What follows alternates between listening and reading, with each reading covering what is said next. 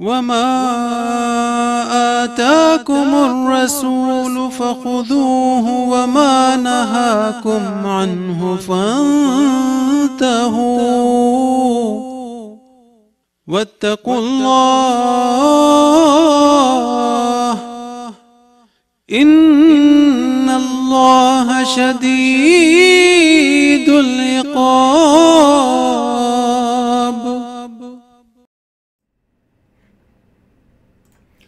اعوذ باللہ من الشیطان الرجیم بسم اللہ الرحمن الرحیم. السلام علیکم ورحمۃ اللہ وبرکاتہ. ناظرین، اسلام احمدیت کیا ہے، اس کے سوال و جواب کا پروگرام لے کر آپ کی خدمت میں دوبارہ پھر حاضر ہیں. اس پروگرام کا مقصد پھر وہی بات جو کہ ہم بار بار بتاتے ہیں کہ آپ تک احمدیت سے متعلق تمام مختلف قسم کے سوالات کے جوابات پہنچانا ہے تاکہ آپ احمدیت کو اچھے طریقے سے سمجھ سکیں اور ان تمام حقائق کو جان سکیں جو عام طور پر لوگوں سے چھپائے جاتے ہیں اور صرف یہ مشہور کر دیا جاتا ہے کہ احمدیت جو ہے وہ حقیقی اسلام نہیں. ناظرین، آج جو میرے ساتھ مہمان ہیں میں ان کا تعارف آپ کے ساتھ کرواتا چلوں.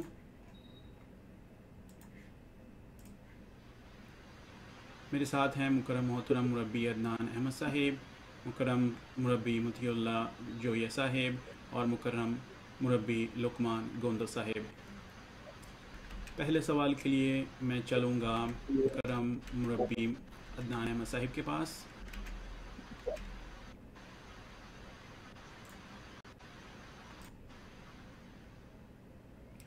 مربی صاحب السلام علیکم ورحمۃ اللہ. جی وعلیکم السلام ورحمۃ اللہ وبرکاتہ. مربی عدنان صاحب، آپ سے سوال یہ ہے کہ جب ہم حضرت اقدس مسیح موعود علیہ الصلوۃ والسلام کی آمد کا ذکر کرتے ہیں تو خاص طور پر اسلامی لٹریچر میں 14ویں صدی کا بہت زیادہ ذکر ملتا ہے. تو آپ سے گزارش کروں گا کہ 14ویں صدی کی کیا اہمیت ہے. لوگ تو یہ کہتے ہیں کہ 14ویں صدی ختم ہی نہیں ہوگی یہاں تک کہ مسیح موعود اور امام مہدی نہ آ جائیں. تو یہ بات تفصیل سے ناظرین کے لیے بتائیں کہ 14ویں صدی کی کیا اہمیت ہے اور اس کا مسیح اور مہدی کے آنے سے کیا تعلق ہے، اور حضرت اقدس مرزا غلام احمد قادیانی کا دعویٰ اپنے وقت کے لحاظ سے کیا اہمیت رکھتا ہے. جی جزاکم اللہ تعالیٰ حسن جزا شراز صاحب. پہلی بات تو یہ ہے کہ دنیا میں جتنا بھی کوئی عظیم واقعہ رونما ہونے والا ہو اس کے متعلق لوگوں میں اتنا ہی زیادہ جوش و خروش پایا جاتا ہے. ہم دنیاوی چیزوں میں مثالیں دیکھتے ہیں. مثلا اگر کھیل کی بات کی جائے تو جب کبھی کوئی ورلڈ کپ آنا ہو، خواہ وہ ساکر کا ورلڈ کپ آنا ہو، خواہ وہ کرکٹ کا ورلڈ کپ آنا ہو، چونکہ کچھ سال بعد آتا ہے، لوگوں میں اس کے متعلق ایک خاص قسم کا جوش و خروش پایا جاتا ہے. کئی سال پہلے اس کا جو ہے اسکیجول وہ بتا دیا جاتا ہے. لوگ مہینوں کو اور دنوں کو یہاں تک کہ وقت بھی یاد رکھتے ہیں کیونکہ اتنا زیادہ ان کی زندگی میں وہ اہمیت کا حامل ہوتا ہے. تو امت محمدیہ میں مسیح موعود اور امام مہدی کا جو ظہور ہے وہ بھی ایک عظیم الشان واقعہ ہے. اگرچہ ان دونوں کا ہم اہمیت کے لحاظ سے موازنت نہیں کر سکتے، یعنی کہ کھیل کا اور مسیح موعود کے آنے کا، لیکن مثال کی خاطر میں نے بیان کیا ہے کہ جتنا لوگوں میں جوش و خروش ہوگا اتنی ہی اس واقعے کے بارے میں زیادہ معلومات و تفصیلات زبان زد عام ہوں گی. اس لیے جب امام مہدی اور مسیح موعود کا ذکر ہوتا ہے تو مذہبی دنیا میں اس کے متعلق ایک خاص جوش و خروش پایا جاتا ہے. اسی وجہ سے اللہ تعالیٰ نے بھی اپنے کلام میں اس کے متعلق ہمیں بتا دیا.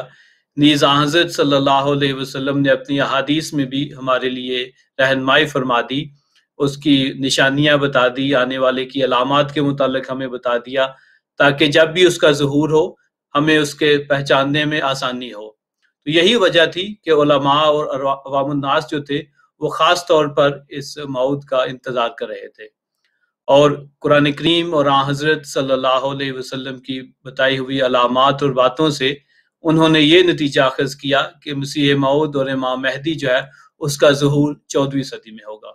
وہ اشارات کیا تھے، وہ علامات کیا تھی جس سے انہوں نے یہ نتیجہ اخذ کیا، اس کے ضمن میں بعض قرآنی آیات کا ذکر کروں گا. اس کی وجہ یہ ہے کہ ہمارے لیے بحیثیت مسلمان ہدایت کا جو سرچشمہ ہے وہ تو قرآن کریم ہے. تو سب سے پہلے رہنمائی کے لیے جس چیز کی طرف ہمیں جانا چاہیے وہ خدا کا کلام ہے۔ تو اس کے لیے سب سے پہلی آیت جو میں آپ کے سامنے پیش کروں گا وہ سورہ مزمل ہے، جو کہ سورت نمبر 76 اور آیت نمبر سورہ نمبر جو ہے وہ 73 اور آیت نمبر 16 ہے۔ اس میں اللہ تعالیٰ فرماتا ہے کہ اِنَّا أَرْسَلْنَا إِلَيْكُمْ رَسُولًا شَاهِدًا عَلَيْكُمْ كَمَا أَرْسَلْنَا إِلَىٰ فِرْعَوْنَ رَسُولًا، یعنی کہ ہم نے تمہاری طرف ایک ایسا رسول بھیجا ہے جو تم پر نگران ہے، ایسا ہی جیسے کہ ہم نے فرعون کی طرف ایک رسول بھیجا تھا۔ تو یہاں ایک لحاظ سے حضرت صلی اللہ علیہ وسلم کو مثیل موسیٰ علیہ السلام قرار دیا گیا ہے۔ جب ہم حضرت موسیٰ علیہ السلام کے حالات زندگی کا مطالعہ کرتے ہیں اور آپ کی امت کا مطالعہ کرتے ہیں تو ہمیں یہ پتہ چلتا ہے کہ آپ کی وفات کے بعد آپ کے دین کی تجدید کی خاطر بے شمار انبیاء آئے۔ ان کا کام یہ تھا کہ لوگوں کو راہ راست پر رکھیں، اور پھر یہ سلسلہ ایک لمبے عرصے تک چلتا رہا، اور اس سلسلے کے جو آخری نبی تھے وہ حضرت مسیح ابن مریم تھے، جو کہ حضرت موسیٰ علیہ السلام سے بالکل 1400 سال بعد جو تھے وہ دنیا میں آئے۔ تو اس لحاظ سے یہ جو کہا کہ کما ارسلنا الی فرعون رسولا، اس میں امت مسلمہ کے لیے بھی ایک مشابہت کا ذکر آ گیا۔ تو ہم دیکھتے ہیں کہ قرآن کریم میں مزید ہماری اس طرف رہنمائی ہے۔ تو اس میں اللہ تعالیٰ سورہ نور جو کہ 24 نمبر سورت ہے اور اس کی 56 نمبر آیت میں اللہ تعالیٰ نے فرمایا کہ وعد اللہ الذین آمنوا منکم وعملوا الصالحات لیستخلفنہم فی الارض کما استخلف الذین من قبلہم، یعنی کہ اللہ تعالیٰ نے تم میں سے ان لوگوں سے جو ایمان لے کے آئے اور جنہوں نے تقوی اختیار کیا اور نیک اعمال بجا لائے، وعدہ کیا ہے، اور وعدہ کیا ہے کہ ان کو زمین میں خلیفہ بنائے گا کما استخلف الذین من قبلہم، جیسا کہ اللہ تعالیٰ نے ان سے پہلے لوگوں کو خلیفہ بنایا۔ اور اس کا مقصد یہ ہوگا کہ دین کو تمکنت عطا کی جائے اور دین کی مضبوطی اس کا مقصد ہوگا۔ تو اب یہاں بات خلفاء کی ہو رہی ہے سورہ نور میں، جبکہ حضرت موسیٰ علیہ السلام کی امت میں تو انبیاء آئے۔ تو اس کی کیا وجہ ہے؟ اس بات کو سمجھنے کے لیے ہم حضرت صلی اللہ علیہ وسلم کی ایک حدیث کی طرف جاتے ہیں جو کہ ہماری اس معاملے میں رہنمائی کرتی ہے۔ ایک مرتبہ حضرت صلی اللہ علیہ وسلم نے فرمایا کہ علماء امتی کا انبیاء بنی اسرائیل، کہ میری امت کے جو علماء ہیں وہ بنی اسرائیل کے انبیاء کی طرح ہیں۔ اگرچہ حضرت صلی اللہ علیہ وسلم حضرت موسیٰ علیہ السلام کے مثیل ہیں، لیکن آپ مقام اور مرتبہ میں ان سے بہت افضل ہیں۔ یہی وجہ تھی کہ آپ صلی اللہ علیہ وسلم کی امت جو تھی وہ بھی حضرت موسیٰ علیہ السلام کی امت سے بڑھ کر تھی، شان میں بھی اور مرتبہ میں بھی۔ تو اگر سارے ہی علماء یا خلفاء آتے تو کوئی یہ بھی سوال کر سکتا تھا کیوں نہ کوئی نبی بھی آیا حضرت صلی اللہ علیہ وسلم کی امت میں آپ کے بعد۔ تو اس مشابہت کو مکمل کرنے کے لیے ضروری تھا کہ اس امت میں بھی مسیح موعود آتا، اور وہ مسیح موعود جو تھا وہ پہلا مسیح نہیں ہونا تھا جو کہ بعض لوگوں کا عقیدہ ہے، جیسے کہ حضرت موسیٰ علیہ السلام دوبارہ نہیں آئے بلکہ ان کے مثیل آئے حضرت صلی اللہ علیہ وسلم۔ اس لیے جب مسیح موعود کا ذکر ہوتا ہے تو اسے یہ مراد نہیں کہ مسیح ابن مریم نے دوبارہ آنا تھا، بلکہ انہی کے کسی مثیل نے آنا تھا، اور یہ واقعہ عین 14ویں صدی میں ہوا، جبکہ 1400 سال گزر گئے، جیسے کہ حضرت موسیٰ علیہ السلام کے بعد 1400 سال گزر گئے تھے اور حضرت مسیح ابن مریم بنی اسرائیل میں مبعوث ہوئے۔ اسی طریق پر جب 14ویں صدی آئی تو حضرت اقدس مرزا غلام احمد قادیانی علیہ السلام آپ 14ویں صدی میں مبعوث ہوئے امت مسلمہ کی ہدایت کے لیے۔ تو اس وجہ سے بعض علماء اور بزرگان یہ کہتے تھے کہ اس مسیح موعود اور امام مہدی کا جو ظہور ہوگا وہ 14ویں صدی سے ہوگا۔ تو اس مشابہت سے بھی بہت سارے لوگوں نے فائدہ اٹھایا۔ دوسری آیت جو آپ کی خدمت میں بیان کرنا چاہتا ہوں وہ سورہ آل عمران کی 124 نمبر آیت ہے۔ اس میں اللہ تعالیٰ فرماتا ہے کہ وَلَقَدْ نَصَرَكُمُ اللَّهُ بِبَدْرٍ وَأَنْتُمْ أَذِلَّةٌ، کہ خدا تعالیٰ نے بدر کے موقع پر تمہاری مدد کی جبکہ تم بہت کمزور تھے۔ اب ہر ایک مسلمان جانتا ہے کہ جنگ بدر کے موقع پر جب مسلمان بالکل ہی کمزوری کی حالت میں تھے، قسم پرسی کی حالت تھی، ایک طرف کفار مکہ کا بہت بڑا لشکر تھا اور ان میں ایسے جنگجو تھے جن کا کام ہی یہی تھا، ماہر فن تھے، اور اسلحہ بھی اس قدر تھا، تلواریں اس قدر تھی، گھوڑے اور اونٹ اس قدر تھے کہ مسلمانوں کا مقابلہ ہی کوئی نہیں تھا. ایک طرف 1000 کا لشکر تھا، دوسری طرف جو تھے 313 تھے. لیکن اللہ تعالیٰ نے مدد کی. تو اس آیت میں اس واقعے کا ذکر ہے، لیکن صرف اسی واقعے کا ذکر نہیں ہے بلکہ مستقبل کے لیے بھی ایک پیش گوئی ہے. اور وہ پیش گوئی یہ ہے کہ خدا تعالیٰ دوبارہ مسلمانوں کی مدد کرے گا. اور وہ مدد کب ہوگی؟ وہ بدر کے وقت ہوگی. اب بدر جو ہے وہ عربی زبان میں 14ویں رات کے چاند کو کہتے ہیں. تو اس میں بھی ہمارے لیے ایک اشارہ تھا کہ دوبارہ خدا کی مدد روحانی لحاظ سے اس وقت ہوگی جبکہ 14ویں صدی ہوگی. تو اس لحاظ سے مسلمان علماء اور بزرگان یہ سمجھتے تھے کہ اس آنے والے شخص کا جو وقت ہے وہ 14ویں صدی ہے. اور چاند کی اس لحاظ سے بھی مثال یہاں صادق آتی ہے کیونکہ چاند اپنی ساری جو روشنی ہے وہ سورج سے اخذ کرتا ہے. تو اس لحاظ سے حضرت مرزا غلام احمد قادیانی علیہ السلام نے جو بھی روشنی اور ہدایت پائی وہ ساری کی ساری آپ نے حضرت صلی اللہ علیہ وسلم سے پائی. اس کو آپ نے اپنے منظوم کلام اس طرح بیان کیا ہے کہ سب ہم نے اس سے پایا، شاہد ہے تو خدایا، وہ جس نے حق دکھایا وہ مہلکا یہی ہے. تو ثابت ہوا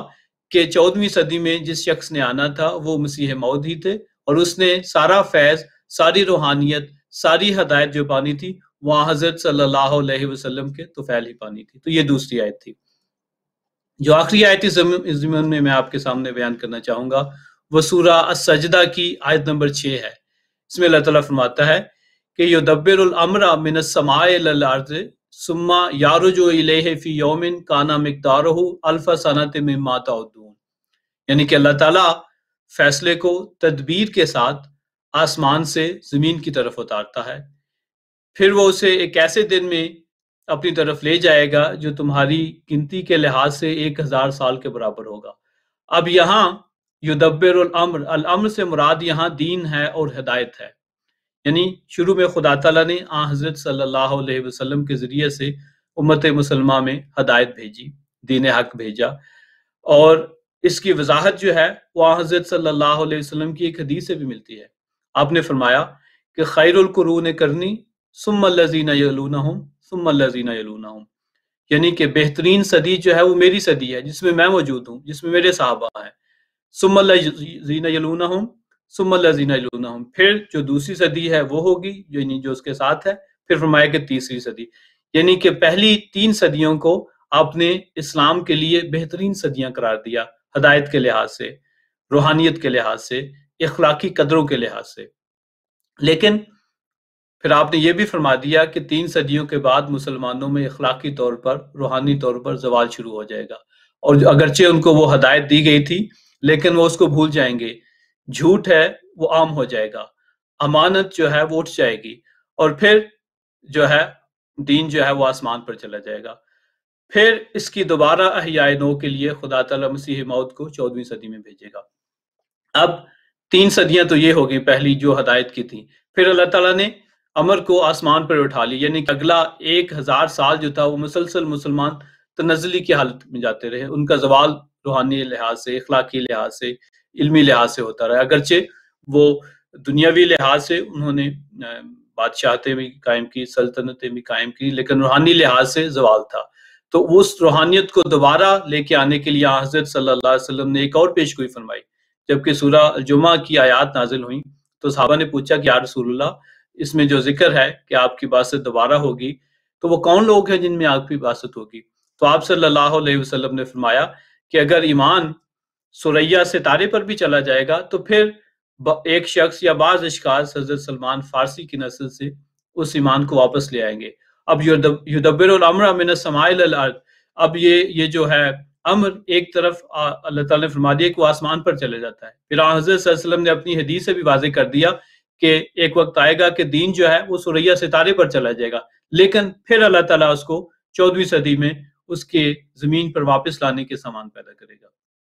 اور وہ کیسے سامان پیدا ہوئے وہ ہمارا ماننا ہے وہ حضرت اقدس حضرت مسیح موعود علیہ الصلوۃ والسلام جو بانی جماعت احمدیہ ہے ان کے ذریعے جو ہے یہ پیش گوئی پوری ہوئی. تو ان تینوں آیات میں ہمارے لیے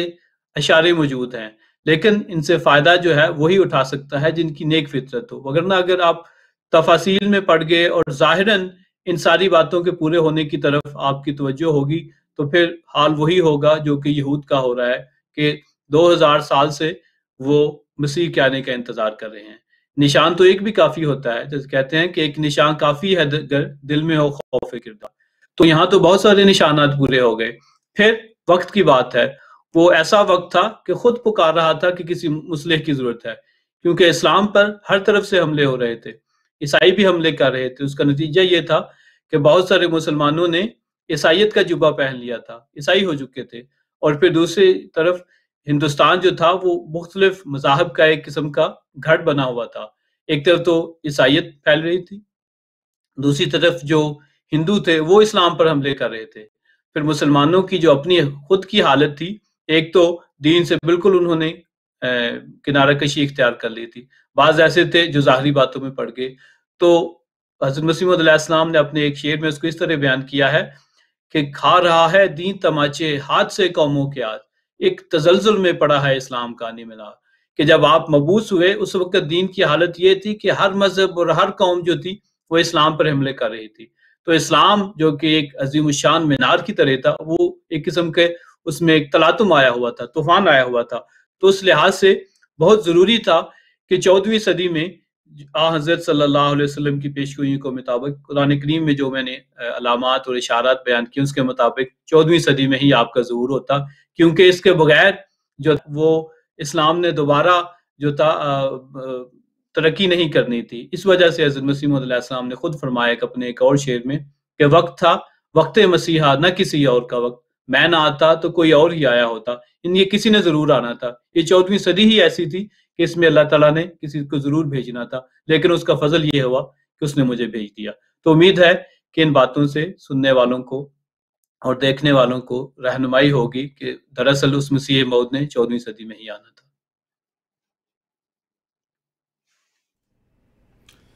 جزاک اللہ مربی صاحب، آپ نے بڑی تفصیل کے ساتھ جو اہم پہلو ہیں ان کو آپ نے ناظرین کے سامنے رکھ دیا ہے، اور میرا تو یہی خیال ہے کہ جو ہم مسلمان ہیں، ہم سب مسلمان ہیں، اور ہمارا قرآن کے اوپر ایک ایمان ہے کہ اس سے بڑھ کر کوئی چیز نہیں ہو سکتی، تو وہ تو ہمارے لیے وہی کافی ہونا چاہیے۔ لیکن پھر بھی آپ نے اور بھی دوسری باتیں لوگوں کے سامنے نظر رکھی ہیں، تو انشاءاللہ میرے خیال میں یہ سوال کا جواب مکمل ہو گیا ہوگا۔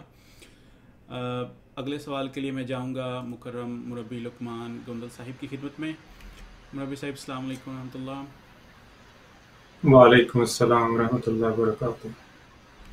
مربی صاحب، جیسے 14ویں صدی کا ذکر ہو رہا ہے کہ 14ویں صدی میں مسیح موعود اور امام مہدی کے آنے کے بارے میں حضرت مرزا غلام احمد قادیانی علیہ السلام نے جو دعویٰ کیا، وہ کوئی ایسا دعویٰ نہیں کہ وہ آپ نے پہلی دفعہ ذکر کر دیا ہے، بلکہ امت محمدیہ کے بہت سارے بزرگان گزرے ہیں کہ جو اس عقیدے کے بارے میں بات کرتے رہے ہیں۔ تو آن حضرت صلی اللہ علیہ وسلم کے بعد اور حضرت مرزا غلام احمد قادیانی علیہ السلام سے پہلے ان بزرگان نے جب اس بات کا ذکر کیا اور مسیح کے آنے کا اور اس کے وقت کی تعین کیا، تو اس کی کچھ تفصیل جو ہے وہ ناظرین کے لیے بتا دیں۔ جزاکم اللہ حسن الجزا شراح صاحب۔ جیسا کہ یہ بیان ہو چکا ہے کہ قرآن پاک اور احادیث مبارکہ سے بڑے کھلے طور پر اشارے موجود ہیں کہ مسیح موعود و امام مہدی علیہ السلام کی آمد کا جو زمانہ ہے وہ 14ویں صدی ہوگا۔ اب جہاں تک امت محمدیہ کے بزرگان سلف کا تعلق ہے،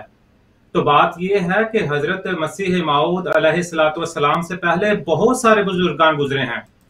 جنہوں نے قرآن مجید سے اور احادیث سے استدلال کرتے ہوئے 14ویں صدی سے امیدیں وابستہ کی ہوئی تھیں۔ اس لیے اس بارے میں عالم اسلام کا اتحاد اور اتفاق تھا کہ آنے والے نے واقعی 14ویں صدی میں آنا ہے۔ اس بارے میں کچھ بزرگان کے حوالہ جات آپ کے سامنے میں پیش کرتا ہوں، لیکن اس سے پہلے ایک بات کا ذکر کرنا چاہتا ہوں کہ قرآن مجید میں اللہ تعالیٰ فرماتا ہے لا یمسہ الا المطہرون، کہ کوئی سے نہیں چھوتا سوائے پاک کیے ہوئے لوگوں کے۔ تو بات یہ ہے کہ جن لوگوں کا خدا تعالیٰ سے سچا تعلق ہوتا ہے कुरान पाक की तालीमात पर और आन हज़रत सल्लल्लाहु अलैहि वसल्लम की सुन्नत मुबारक पर अमल करने वाले होते हैं, तो खुदा ताला कुरान पाक के असल मफहूम, असल मज़ामीन उन लोगों पर खोलता है। जिन बुजुर्गान का खाकसार जिक्र करने जा रहा है, इन लोगों ने कुरान पाक पर तदब्बुर किया और आन हज़रत सल्लल्लाहु अलैहि वसल्लम की हदीस मुबारक पर गौर व फिक्र किया और फिर इसके साथ खुदा ताला से दुआएं भी की, और उसके उन दुआओं के नतीजे में अल्लाह ताला ने इन बुजुर्गों को इल्हामन के बताया कि आने वाले मसीह मौद और इमाम महदी का ज़हूर कब होगा। इन्हीं बुजुर्गान में से दो का हजरत मसीह मौद अलैहिस्सलाम ने अपनी एक किताब निशान आसमानी में भी जिक्र फरमाया है। तो सबसे पहले जिन बुजुर्ग का मैं आपके सामने जिक्र करूंगा वो हैं साहब कश्फ बुजुर्ग हजरत नेमतुल्लाह वली साहिब। इनका जो जमाना बताया जाता है वो 729 हिजरी से 834 हिजरी बताया जाता है। आपने अपने मशहूर फारसी कसीदे में आखिरी जमाने के हालात बताए हैं, और ये कसीदा हजरत अक़दस मसीह मऊद अलैहिस्सलाम के जमाने से तकरीबन 750 साल पहले लिखा गया। हजरत नेमतुल्लाह वली साहब फरमाते हैं कि, और उसका मैं उर्दू तर्जमा आपके सामने पढ़ देता हूं, आप फरमाते हैं कि जब 1300 साल गुजर जाएंगे उस वक्त मुझे अजीबो गरीब वाकयात ज़ाहिर होते नजर आते हैं और मेहदी और मसीह ज़ाहिर होंगे। इधर एक और बात का मैं वजाहत कर दूं कि मसीह और मेहदी 14वीं सदी के सर पर आने वाले एक ही मौद के दो लक़ब हैं, जैसा कि हज़रत सल्लल्लाहु अलैहि वसल्लम ने फरमाया लल महदियु इल्ला ईसा इब्न मरियम। इब्ने माजा की यह हदीस है, यानी फरमाते हैं कि मसीह इब्ने मरियम के अलावा कोई मेहदी नहीं होगा, यानी मसीह और मेहदी एक ही वजूद हैं। इसके बाद दूसरे जो बुजुर्ग हैं हजरत हाफिज बरखुरदार साहिब, इनका जो वक्त है 985 ता 1093 हिजरी बताया जाता है। वो अपने कलमी नुस्खा अनवाह में पंजाबी कलाम है उसमें बयान फरमाते हैं, कहते हैं पिछे 1000 दे गुजरे 1300 साल हजरत मेहदी जाहिर होसी करसी अदल कमाल, यानी फरमाते हैं कि 1300 साल के बाद मेहदी जो है वो जाहिर होगा और अदल कमाल करेगा। एन बैन ही उसी तरह जिस तरह हजरत सल्लल्लाहु अलैहि वसल्लम ने फरमाया कि आने वाला मेहदी और मसीह जो है वो हकमन और अदलन होगा। फिर इसके बाद हजरत शाह वलीउल्लाह मुहद्दिस देलवी साहिब का मैं जिक्र करता हूं। इनका जो जमाना है वो 1114 हिजरी से 1175 हिजरी है। आप फरमाते हैं कि अल्लाह मनी रब्बी जल्ला जलालुहु, कि खुदा ताला ने मुझे बतलाया है। बात यह है कि कोई ऐसी मैं बात नहीं करने लगा, अल्लाह ताला ने मुझे बताया है अल्लाह मनी रब्बी। आप फरमाते हैं अल्लाह मनी रब्बी जल्ला जलालुहु अन्नल कियामता कदिक्ता रब्ता वल महदियु तहय्या लिल खुरूजी, यानी फरमाते हैं कि खुदा ताला ने मुझे बताया है कि क़यामत करीब आ चुकी है और मेहदी का ज़हूर हुआ चाहता है। फिर मौलाना नवाब सदीक हसन खान साहब हजरत शाह वलीउल्लाह मुहद्दिस देलवी के मुतालिक फरमाते हैं, कहते हैं कि हजरत शाह वलीउल्लाह ने इमाम मेहदी अलैहिस्सलाम की तारीख ज़ुहूरी लफ्ज़ चिराग दीन में बयान फरमाई है, जो कि हरूफ अबजद के लिहाज से 1268 है, यानी 1268 हिजरी में इमाम मेहदी का जो ज़ुहूर होगा। ये हिजजुल करामा में मौजूद है। फिर इनके बाद हजरत शाह अब्दुल अजीज साहब हैं, इनका जो वक्त है वो 1159 से 1239 हिजरी बताया जाता है। ये अरबाइन फी अहवालुल महदीयीन में फरमाते हैं कि बाद 1200 हिजरी के हजरत मेहदी का इंतजार चाहिए और शुरू सदी में हजरत की पैदाइश है। इतना वाज़े तौर पर जो वक्त है वो मुअय्यन वक्त जो है वो बताया है। फिर इसके बाद मौलाना नवाब सदीक हसन खान साहब, इनका जो वक्त है वो 1248 से 1307 हिजरी बताया जाता है। وہ فرماتے ہیں، یہ بھی حجج الکرامہ کا حوالہ ہے، وہ فرماتے ہیں کہ بعض مشائخ اور اہل علم کے نزدیک امام مہدی کا ظہور 1200 سال ہجری کے بعد ہوگا، لیکن 1300 سال سے تجاوز نہیں کرے گا۔ پھر لکھتے ہیں کہ اب مدت 10 ماہ کی ختم 13ویں صدی کو باقی ہے، پھر 1301 ہجری اور 1884 عیسوی سے 14ویں صدی شروع ہو گئی، اور نزول عیسیٰ اور ظہور مہدی اور خروج دجال اول صدی میں ہوگا۔ آپ پھر اسی اپنی حجج الکرامہ میں یہ موجود ہے، وہ لکھتے ہیں کہ وہ وقت قریب ہے مہدی اور عیسیٰ کا ظہور ہو، کیونکہ علامات صغریٰ سب وقوع میں آ گئی ہیں۔ ان کے بیٹے ابو الخیر نواب نور الحسن خان صاحب، آپ نے 1301 ہجری میں لکھا، یہ حوالہ اقتراب الساعہ میں موجود ہے۔ آپ فرماتے ہیں کہ ظہور مہدی کا شروع 13ویں صدی پر ہونا چاہیے تھا، مگر یہ صدی پوری گئی مگر مہدی نہ آئے، اب 14ویں صدی ہمارے سر پر آئی ہے، شاید اللہ تعالیٰ اپنا فضل و عدل رحم و کرم فرمائے، 4-6 برس کے اندر مہدی ظاہر ہو جائیں۔ ان کے بعد مولانا عبدالغفار مصنف نجم الثاقب، آپ نے 1310 میں لکھا کہ زمانہ بعثت مہدی کا یہی ہے۔ پھر خواجہ حسن نظامی صاحب فرماتے ہیں، ان کا جو زمانہ ہے وہ 1296 سے 1374 بتایا جاتا ہے۔ وہ کتاب العمر میں یہ حوالہ موجود ہے، وہ فرماتے ہیں کہ اس میں کوئی شک نہیں کہ جو آثار اور نشانات مقدس کتابوں میں مہدی آخر الزمان کے لیے بیان کیے گئے ہیں، وہ آج کل ہم کو روز روشن کی طرح صاف نظر آ رہے ہیں۔ مجبوراً تسلیم کرنا پڑتا ہے کہ زمانہ ظہور خیر البشر بعد از رسول حضرت محمد بن عبداللہ مہدی آخر الزمان علیہ السلام قریب آ گیا۔ تو بہت سارے بزرگان میں سے چند بزرگان کا میں نے آپ کے سامنے ذکر کیا ہے، جنہوں نے بعین ہی وہی وقت بتایا جو قرآن اور حدیث میں موجود ہے۔ تو انتظار کی ان گھڑیوں میں جب کہ امام مہدی علیہ السلام کے ظہور کی تمام نشانیاں پوری ہو چکی تھیں، حضرت مرزا غلام احمد قادیانی بانی جماعت احمدیہ علیہ السلام نے یہ دعویٰ فرمایا کہ میں وہی مسیح موعود ہوں جس کے ظہور کی پیشگوئیاں قرآن کریم اور حدیث میں موجود ہیں، اور بزرگان امت جس کا بڑی شدت کے ساتھ انتظار کر رہے تھے۔ اور اللہ تعالیٰ نے آپ کی سچائی کے لیے عظیم الشان نشانات جو ہیں وہ ظاہر فرمائے۔ ان میں ایک بہت عالی شان نشان جو ہے وہ چاند اور سورج گرہن کا بھی ہے، جسے حضرت صلی اللہ علیہ وآلہ وسلم نے سچے مہدی کی نشانی قرار دیا ہے۔ حضرت مسیح موعود علیہ السلام فرماتے ہیں، ان 1300 برسوں میں بتھیرے لوگوں نے مہدی ہونے کا دعویٰ کیا،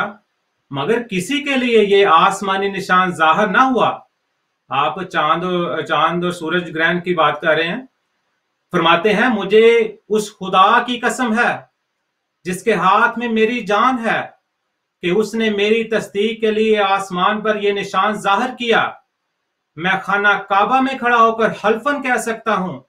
کہ اس نشان سے صدی کی تعین ہو گئی، کیونکہ جب کہ یہ نشان 14ویں صدی میں ایک شخص کی تصدیق کے لیے ظہور میں آیا تو متعین ہو گیا کہ حضرت صلی اللہ علیہ وآلہ وسلم نے مہدی کے ظہور کے لیے 14ویں صدی ہی قرار دی تھی۔ یہ حوالہ تحفہ گولوڑیا جو روحانی خزائن کی جلد 17 میں موجود ہے، اس میں یہ حوالہ موجود ہے۔ آپ اپنے کچھ اشعار میں فرماتے ہیں، آپ نے فرمایا، کیوں عجب کرتے ہو گر میں آ گیا ہو کر مسیح،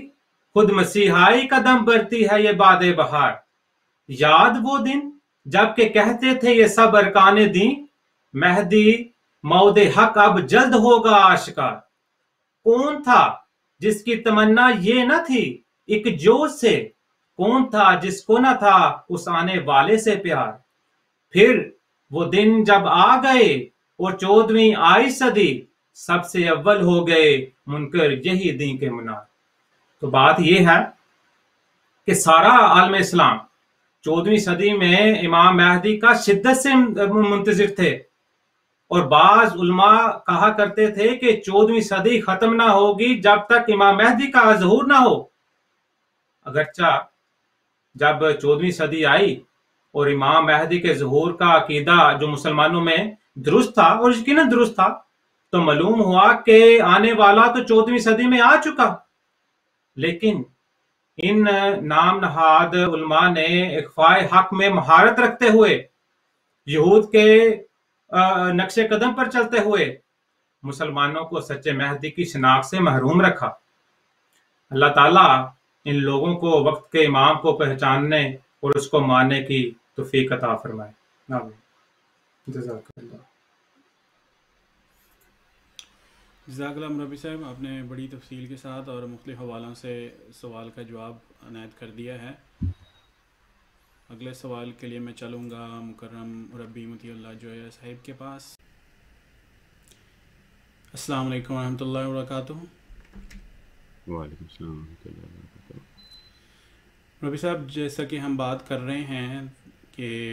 مسیح علیہ السلام کی زندگی کے بارے میں بات کر رہے ہیں، تو اس میں ایک جو کہ اب کہتے تو ہیں غیر اعتماد کے ایک نیا اعتراض ہے، لیکن یہ تو مسیح موعود علیہ الصلوۃ والسلام کے وقت میں بھی یہ سوال کیا گیا۔ تو وہ سوال یہ ہے کہ حضرت اقدس مسیح موعود علیہ الصلوۃ والسلام نے اپنا دعویٰ کر لیا، تو اس کے بعد تو ٹھیک ہے کہ وہ حج پر نہ جا سکے، لیکن اپنے دعویٰ سے پہلے حضرت مسیح موعود علیہ الصلوۃ والسلام نے حج کیوں نہیں کیا؟ جزاک اللہ شیراز صاحب، یہ سوال بہت اہم ہے، اور اس سے پہلے کہ ہم اس سوال کے ڈائریکٹلی جواب میں جائیں، یہ عرض کرنا چاہتا ہوں کہ بعض خدا تعالیٰ کے احکام ایسے ہیں جن کے متعلق خدا تعالیٰ نے خود ان کی شرائط مقرر فرما دی ہیں۔ چنانچہ ہم دیکھتے ہیں کہ رمضان کے صیام جو کہ فرض ہیں، لیکن اس کے متعلق خدا تعالیٰ نے خود ہی فرما دیا کہ اگر کوئی بیمار ہو یا کوئی سفر پر ہو تو اس کے لیے وہ فرض نہیں قرار دیتے۔ اسی طرح زکوٰۃ کو آپ دیکھ لیں، 1 سال کا جو راس المال ہے اس کے اوپر زکوٰۃ خدا تعالیٰ نے فرض قرار فرمائی ہوئی ہے، اور اس وجہ سے بعض ناعلم لوگ نعوذ باللہ رسول کریم صلی اللہ علیہ وسلم پر بھی یہ اعتراض کر دیتے ہیں کہ حضور صلی اللہ علیہ وسلم نے زکوٰۃ نہیں دی، نعوذ باللہ، حالانکہ یہ تو بڑا واضح اور بڑی کھلی ہوئی بات ہے کہ رسول کریم صلی اللہ علیہ وسلم نے کبھی مال اپنے لیے جمع ہی نہیں فرمایا، تو اس کے اوپر زکوٰۃ بنتی ہی نہیں تھی۔ چنانچہ ہم دیکھتے ہیں کہ حج کے متعلق بھی خدا تعالیٰ نے خود بعض شرائط مقرر فرما دی ہیں، اور اب جب ہم وہ دیکھیں گے تو یہ سارا معاملہ بالکل واضح ہو جائے گا۔ تو اس کے متعلق جو خدا تعالیٰ فرماتا ہے سورہ آل عمران آیت 98 میں کہ من استطاع الیہ، کہ حج اس شخص پر فرض ہے جو کہ حج کرنے کی استطاعت رکھتا ہو۔ اب آگے چل کر اس آیت کی تشریح میں مختلف مفسرین نے اس کی شرائط کو مزید واضح فرمایا ہے، تو اس میں ہم دیکھتے ہیں، اور اس کے اوپر تمام علماء کرام جو اسلام کے ہیں ان کا اس کے اوپر اتفاق ہے کہ حج فرض ہونے کے لیے رستے کا امن ہونا ضروری ہے، کہ اس وقت کوئی حالت جنگ نہ ہو، انسان کی زندگی کو کوئی خطرہ نہ ہو۔ اسی طرح ہم دیکھتے ہیں کہ صحت انسان کی صحیح ہو، یہ بھی ایک شرط ہمیں بہت واضح طور پر نظر آتی ہے علماء کے جو شرائط انہوں نے واضح کی ہوئی ہیں اس کے اوپر۔ اور اس کے علاوہ یہ ہے کہ بوڑھے والدین وہ نہ ہوں جن کی خدمت جو ہے وہ کسی شخص پر فرض ہو، یا چھوٹی اولاد نہ ہو جس کی تربیت یا اس کے نان و نفقہ کی ذمہ داری اس شخص پر ہو۔ تو یہ ساری چیزیں آپ کو تفسیر کبیر امام رازی رحمہ اللہ علیہ کی اوپر آپ کو مل جائیں گی اس کتاب میں۔ تو اس میں حضرت مسیح سامنے ہم دیکھتے ہیں حضرت مسیح سامنے یہ تینوں شرائط جو ہیں یہ نہیں پائی جاتی تھیں۔ آپ کی صحت ہم دیکھیں تو یہ آپ سر درد مسلسل رہتا، ذیابیطس جس کو ڈائبٹیز کہتے ہیں، یہ مرض آپ کو ملحق تھی۔ اس کے علاوہ آپ دیکھیں ہم آپ کے والدین جو ہیں وہ آپ کی 60 سال کی عمر تک وہ آپ کے والدین والد صاحب حیات رہے اور آپ ان کی خدمت میں لگے رہے۔ پھر خدا تعالیٰ نے آپ کو بچوں سے نوازا، ان کی تربیت اور ان کے نان و نفقہ کی ذمہ داری ظاہری بات ہے آپ پر تھی۔ تو ان تمام چیزوں کو اگر آپ دیکھیں تو یہ بہت واضح ہو جاتا ہے کہ ایسی شرط مسیح موعود علیہ الصلوۃ والسلام پر نہیں تھی جس کے اوپر کہ آپ کے اوپر ہوتا تھا۔ اس کے علاوہ یہ بھی خاکسار عرض کرنا چاہتا ہے کہ آپ اپنی عمر کی کم سنی سے ہی خدمت اسلام میں مشغول ہو گئے تھے۔ 14 برس کی عمر میں آپ نے اسلام کے حق میں مقالہ جات اور مضامین لکھنا شروع فرما دیے، اور ہم یہ دیکھتے ہیں کہ اسلام اس دور میں، اور یہ ہم 20ویں صدی کی 19ویں صدی کی بات کر رہے ہیں، اس وقت اسلام اندرونی اور بیرونی دونوں حملوں سے لاچار تھا۔ باہر سے تو عیسائی ایک طرف دعویٰ کر رہے تھے کہ چند سال کی بات ہے کہ جب ہم تمام ہندوستان کو اور بر صغیر کو ہم فتح کر لیں گے، عیسائی بنا دیں گے، اور دوسری طرف ہم دیکھتے ہیں کہ جو اندرونی علماء تھے وہ مختلف بدعات میں پڑے ہوئے تھے اور اس طرح دیمک کی طرح اسلام کو وہ کھا رہے تھے۔ تو اس صورتحال میں جو آپ نے اسلام کی خدمت کی وہ کسی سے پوشیدہ نہیں، آپ کی کتب موجود ہیں، آپ کے مضامین موجود ہیں، اور ایسی صورتحال میں اسلام کا دفاع ضروری تھا اور اسلام کی خدمت ضروری تھی یا حج؟ اس کے متعلق میں ایک عرض کروں، یہ تذکرۃ الاولیاء میں حضرت ابو حازم مکی رحمہ اللہ کے ذکر کے حوالے سے ایک روایت ہے کہ ایک بزرگ فرماتے ہیں کہ میں نے ارادہ حج کیا، اور جب میں بغداد پہنچا تو حضرت ابو حازم مکی رحمہ اللہ کے پاس گیا، میں نے ان کو سوتے ہوئے پایا، تو وہ بزرگ کہتے ہیں کہ میں نے تھوڑی دیر انتظار کیا، جب آپ بیدار ہوئے تو فرمانے لگے کہ میں نے اسی وقت رسول کریم صلی اللہ علیہ وسلم کو خواب میں دیکھا ہے، اور آپ صلی اللہ علیہ وسلم نے مجھے تمہارے لیے ایک پیغام دیا ہے، اور فرمایا کہ میں تم سے کہہ دوں، یعنی کہ رسول کریم صلی اللہ علیہ وسلم کا پیغام تمہیں سنا دوں کہ تم جاؤ اور اپنی ماں کے جو حقوق ہیں ان کی نگہداشت کرو، کیونکہ وہ تمہارے لیے حج سے زیادہ بہتر ہے۔ اور اس پر وہ بزرگ فرماتے ہیں کہ میں فوراً ہی واپس لوٹ گیا۔ تو اب بھلا ایک ماں کی خدمت تو حج سے بہتر ہے، لیکن اگر آپ اسلام جس پر ہزاروں مائیں قربان کی جا سکتی ہیں اس کی خدمت حج سے کیوں کر بہتر نہیں ہو سکتی؟ آخری جو پوائنٹ میں اس حوالے سے عرض کرنا چاہتا ہوں وہ یہ ہے کہ بعض احادیث سے، اور میں ان کا حوالہ دے کے آپ سے عرض کروں گا، مثلا بخاری کتاب الحج میں یہ حدیث درج ہے، اور اس سے پتہ چلتا ہے کہ حضور صلی اللہ علیہ وسلم نے اپنے بعض صحابہ کو حج بدل کرنے کی اجازت عنایت فرمائی، اور اس بنا پر حج بدل ایک باقاعدہ ایک اصطلاح ہے جو استعمال ہوتی ہے، اور بہت لوگ کرتے ہیں، اپنے بعض بزرگوں کی بنا کی طرف سے یا اپنے کسی اور شخص کی بنا کی طرف سے کرتے ہیں۔ اب مثلا یہ ایک ہیں خصم قبیلے کی ایک عورت، یہ حدیث بخاری شریف کی میں عرض کر رہا ہوں، حج الحج باب جو ہے اس میں سے، کہ خصم قبیلے کی ایک عورت رسول کریم صلی اللہ علیہ وسلم کے پاس آئی اور عرض کی کہ یا رسول اللہ صلی اللہ علیہ وسلم، میرا باپ بہت بوڑھا ہے اور اس پر خدا تعالیٰ نے حج فرض قرار کی ہے، یعنی کہ اس کے اوپر تمام شرائط وارد ہیں، مگر وہ بوجہ بڑھاپے اونٹ پر نہیں بیٹھ سکتا، تو کیا میں اس کی طرف سے حج کر لوں؟ تو اس پر ہم دیکھتے ہیں کہ رسول کریم صلی اللہ علیہ وسلم نے ان کو اجازت فرمائی اور انہوں نے اپنے والد کی طرف سے حج ادا کیا۔ اسی طرح سنن نسائی میں مناسک حج کے باب میں یہ آیت مذکور ہے کہ حضرت ابن عباس روایت کرتے ہیں کہ حضرت اکرمہ نے بیان کیا کہ ایک شخص نے رسول کریم صلی اللہ علیہ وسلم سے عرض کیا کہ یا رسول اللہ، میرا باپ فوت ہو گیا اور اس نے حج نہیں کیا، کیا میں اس کی طرف سے حج کر لوں؟ تو اس پر رسول کریم صلی اللہ علیہ وسلم نے اس شخص کو بلکہ بہت تاکیداً فرمایا کہ اس کی طرف سے حج کرو۔ سو واضح ہوا کہ ایک شخص کی طرف سے کوئی اور شخص بھی حج کر سکتا ہے، اور رسول کریم صلی اللہ علیہ وسلم نے اس کو منظور فرمایا اور اجازت عطا فرمائی۔ تو اس بنا پر یہ عرض کر دوں کہ حضرت مسیح موعود علیہ الصلوۃ والسلام کی طرف سے بھی حج بدل ادا کیا گیا، اور یہ حافظ احمد اللہ صاحب مرحوم نے یہ فریضہ حج ادا کیا۔ اب اس کے علاوہ آخر پر یہ بھی واضح کرنا ضروری ہے کہ بعض احباب یہ ظاہر کرنے کی کوشش کرتے ہیں کہ گویا ناؤز باللہ جماعت احمدیہ حج کو فرض نہیں مانتی، یا حج کے بدلے میں کچھ اور اس کا متبادل رکھا گیا ہے۔ اس طرح کی یہ ہرگز کوئی بات نہیں۔ جماعت احمدیہ خدا تعالیٰ کے فضل سے تمام اراکین اسلام کے اوپر اسی طرح فرض مانتی ہے اور ان کو اوپر کرنے کی تاکید کرتی ہے، اور اس طرح ہم دیکھتے ہیں کہ ہمارے بزرگوں نے، ہمارے اکثر ممبرز جو جا سکتے ہیں وہ جاتے ہیں اور فریضہ حج ادا کرتے ہیں۔ جزاک اللہ شیرا صاحب۔ جزاک اللہ مربی صاحب، آپ نے باقاعدہ حدیث کے حوالے سے بات واضح کر دی ہے کہ جب اللہ کے رسول صلی اللہ علیہ وسلم ہمیں کس چیز کی اجازت دیتے ہیں تو ہم اس کے مطابق مسلمان ہونے کے تعلق میں یہی بات کو ہم اس کے مطابق عمل کر سکتے ہیں، ہمیں دین میں کوئی نئی چیز ایجاد کرنے کی ضرورت نہیں ہے۔ جزاک اللہ۔ مربی صاحب، جو اگلا سوال آپ کے سامنے رکھنا چاہوں گا وہ کچھ اس طریقے سے ہے کہ جب ہم احادیث سے بات کرتے ہیں تو کئی دفعہ ہمارے سامنے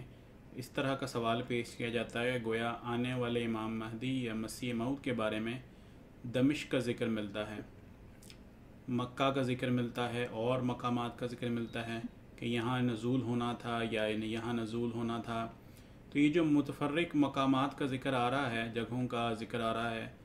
یہ کیوں ہے؟ اس کی ذرا وضاحت کر دیں۔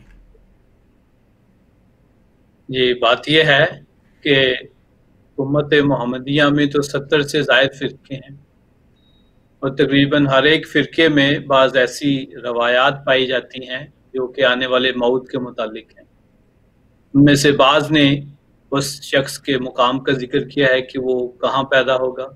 بعض نے اس کے خاندان کے متعلق روایات بیان کی ہیں۔ یعنی کہ ہر فرقے کی اپنی اپنی احادیث ہیں، اور ان سب احادیث میں باقی احادیث کی نسبت اختلاف پایا جاتا ہے۔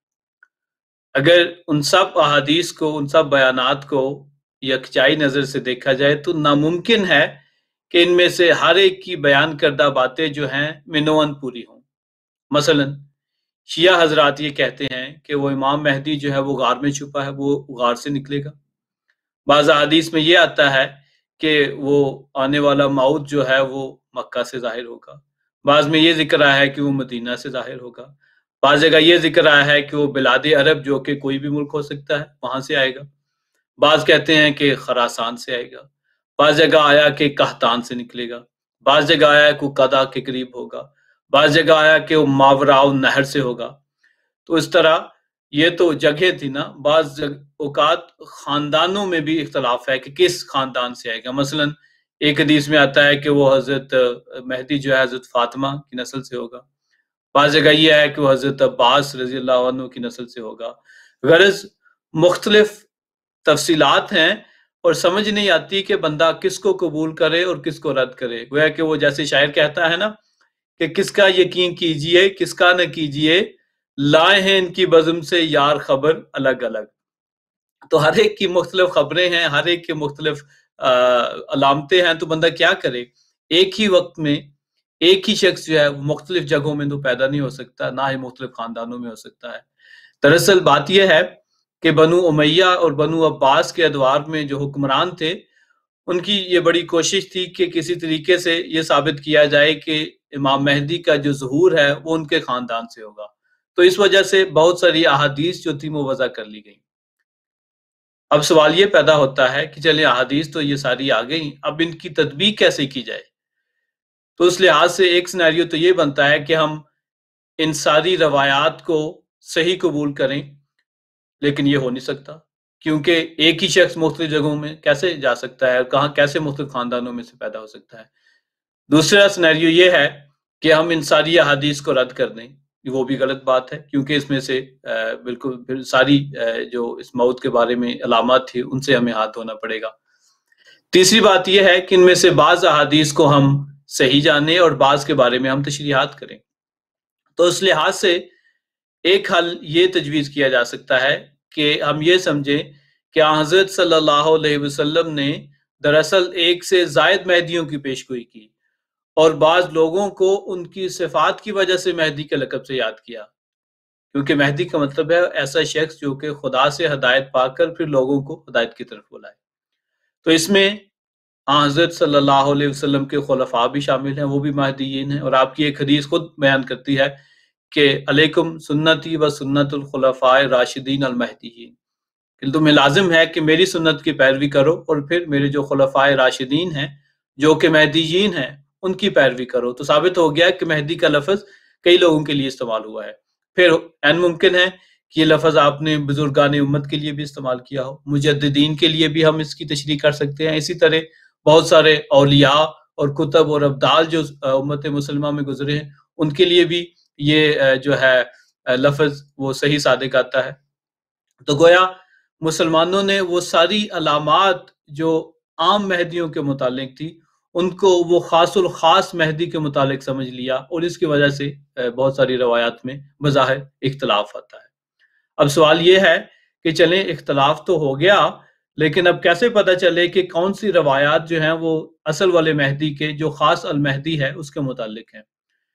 تو اس بات کو ثابت کرنے کے لیے خدا تعالیٰ کی فعلی شہادت ہمارے پاس موجود ہے۔ اس نے ثابت کر دیا کہ ان میں سے بعض باتیں جو تھی وہ بالکل سچی تھیں، 100% سچی تھیں۔ اور مثلا پہلی جو جس کا مختصر پہلے بھی ذکر آیا وہ حدیث جو دارقطنی میں موجود ہے اور حضرت امام باقر رحمۃ اللہ علیہ سے مروی ہے، آپ فرماتے ہیں کہ انا لمہدینا آیتین لم تکونا منذ خلق السماوات والارض تنکسف القمر من اول لیلۃ من رمضان تنکسف الشمس فی النصف منہ، یعنی کہ ہمارے مہدی کے لیے اللہ تعالیٰ دو خاص قسم کے نشانات ظاہر کرے گا، اور بہت ساری نشانیاں ہیں لیکن یہ معین بات جو ہے فرمایا کہ دو خاص نشانات ظاہر ہوں گے۔ ایک تو یہ ہے کہ چاند کو اس کی پہلی راتوں میں گرہن لگے گا، اور پھر سورج کو اس کے درمیانی دنوں میں گرہن لگے گا۔ اب جب حضرت مرزا غلام احمد قادیانی علیہ السلام نے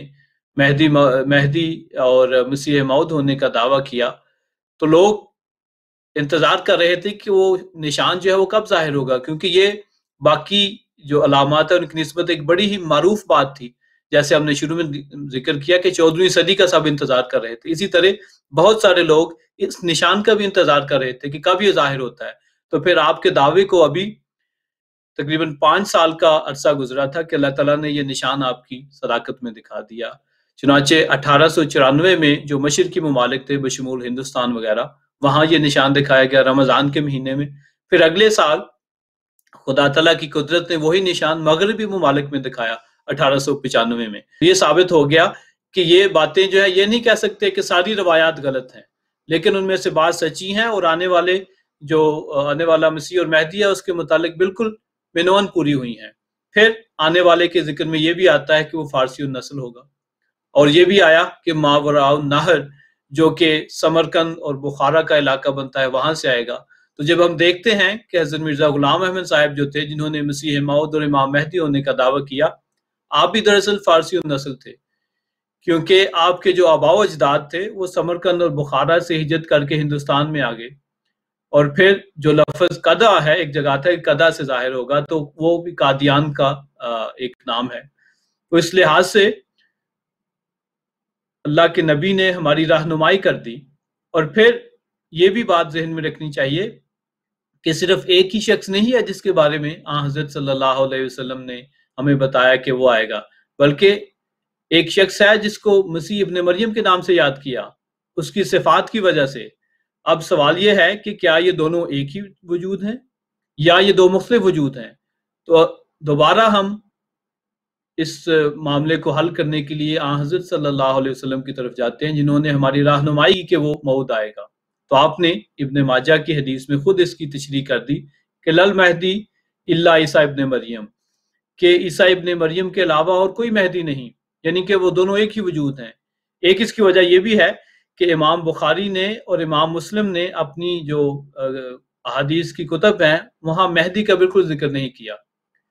لیکن مسیح ابن مریم کا ذکر کیا۔ غالباً اس سے یہ ان کی مراد تھی کہ یہ دونوں ایک ہی وجود ہیں، اس لیے اس کو الگ جو ہے وہ بیان کرنے کی ضرورت کوئی نہیں ہے۔ اب بات یہ کہ جو دو مسیح ابن مریم ہے، کیا اس کی بھی بعض حضرت صلی اللہ علیہ وسلم نے نشانیاں بیان فرمائی ہیں؟ بالکل فرمائی ہیں۔ فرمایا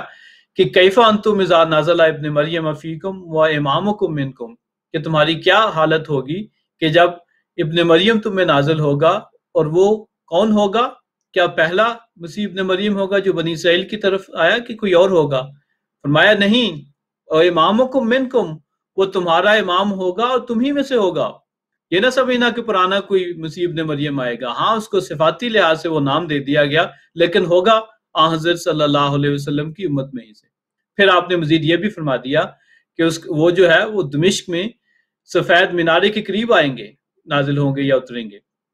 تو اب یہ مراد نہیں تھی مینارے کے ساتھ، کیونکہ ایسا تو کوئی مینارہ نہیں ہے نا دمشق میں، تو مراد یہ تھی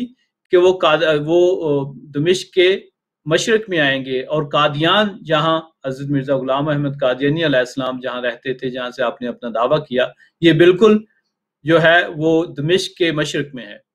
پھر مزید اس پہ یہ کہ حضرت صلی اللہ علیہ وسلم نے مزید ہماری رہنمائی کر دی، گویا کہ ہاتھ پکڑ کر ہمارا بیان کر رہے ہیں کہ یہ ساری علامات نشانیاں جو آنے والے مسیح اور مہدی میں پوری ہوں گی۔ اور دو قسم کا حلیہ آپ نے بیان کیا، ایک حلیہ آپ نے مسیح ابن مریم کا بیان کیا جو کہ بنی اسرائیل کی طرف گیا، اور دوسرا حلیہ اس مسیح ابن مریم کا بیان کیا جس نے آخری زمانے میں آنا تھا۔ چنانچہ جو بنی اسرائیل والے حضرت عیسیٰ تھے، ان کے متعلق فرمایا کہ ان کا رنگ سرخ اور ان کے بال جو تھے وہ گھنگھریالے تھے، لیکن جو آخری زمانے میں جس نے دجال کو شکست دینی تھی، اس مسیح کے متعلق فرمایا کہ اس کا رنگ گندمی ہوگا، اس کے بال جو ہیں وہ سیدھے ہوں گے۔ گویا کہ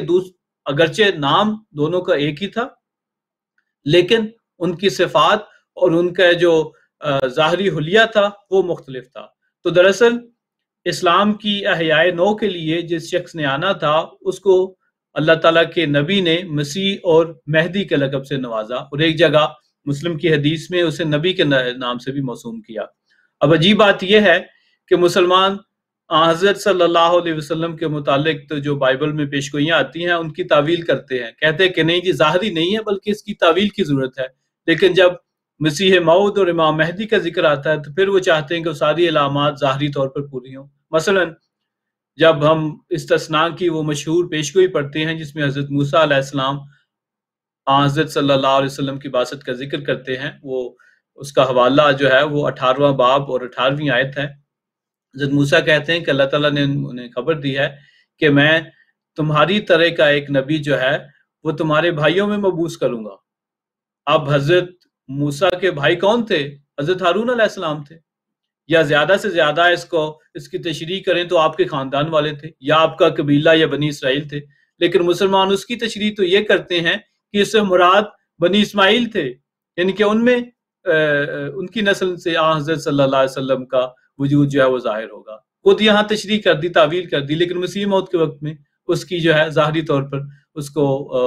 چاہتے ہیں کہ پورا ہو۔ پھر دوسری پیشگوئی جو حضرت صلی اللہ علیہ وسلم کے متعلق ہے وہ بھی استثناء باب 33 آیت 1 اور 2 ہے، جس میں اللہ تعالیٰ فرماتا ہے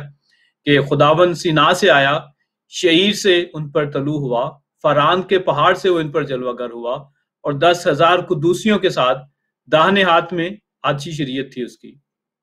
تو اب سارے مسلمان یہی کہتے ہیں کہ مراد یہ ہے کہ اللہ تعالیٰ کی تجلی جو ہے وہ پہلے حضرت موسیٰ علیہ السلام پر ظاہر ہوئی سینا کے مقام پر، پھر شعیر میں حضرت عیسیٰ علیہ السلام پر، اور پھر فران کے پہاڑ میں یا فران کی وادیوں میں حضرت صلی اللہ علیہ وسلم پر وہ جلوہ ظاہر ہوا۔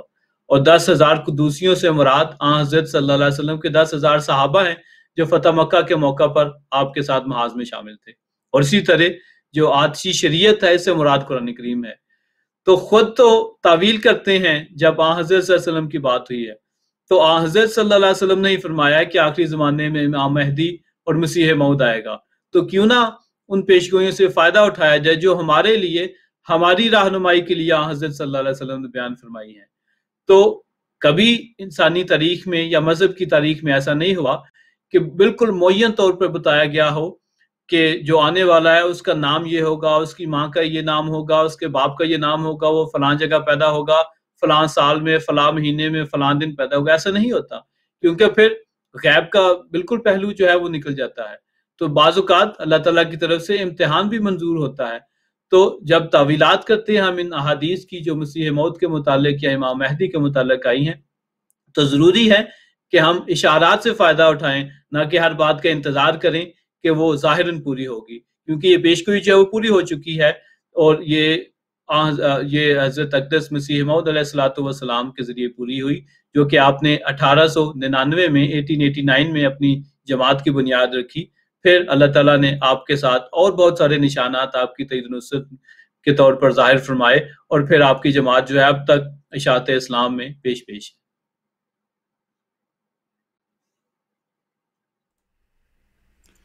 جزاک اللہ مربی صاحب، آپ نے بڑی تفصیل کے ساتھ اس سوال کا جواب دے دیا ہے، اور امید ہے کہ میرے بھائی کو جس نے یہ سوال کیا اس کو جواب مل گیا ہوگا۔ اب میں اگلے سوال کے لیے چلوں گا مکرم مربی لقمان کوندو صاحب کی خدمت میں۔ مربی صاحب، اگلا سوال جو آپ کے سامنے رکھنا چاہوں گا وہ اسی سوال سے ریلیٹڈ ہے جو کہ ابھی پیچھے میں نے مربی عدنان صاحب کی خدمت میں رکھا، کہ جو نشانیاں اور جو پیشگوئیاں ہمارے آقا و مولا حضرت محمد مصطفیٰ صلی اللہ علیہ وسلم نے آنے والے کے لیے بیان فرمائی، اس میں ایک جو بڑی نشانی تھی وہ خسوف و کسوف کی پیشگوئی تھی، اور قرآن و حدیث میں اس کا باقاعدہ ڈیٹیل بھی موجود ہے، اور ہم عام طور پر اس کے بارے میں بات بھی کرتے ہیں، لیکن میں آپ سے گزارش کروں گا اس کی ذرا تفصیل بیان کر دیں۔ جزاک اللہ۔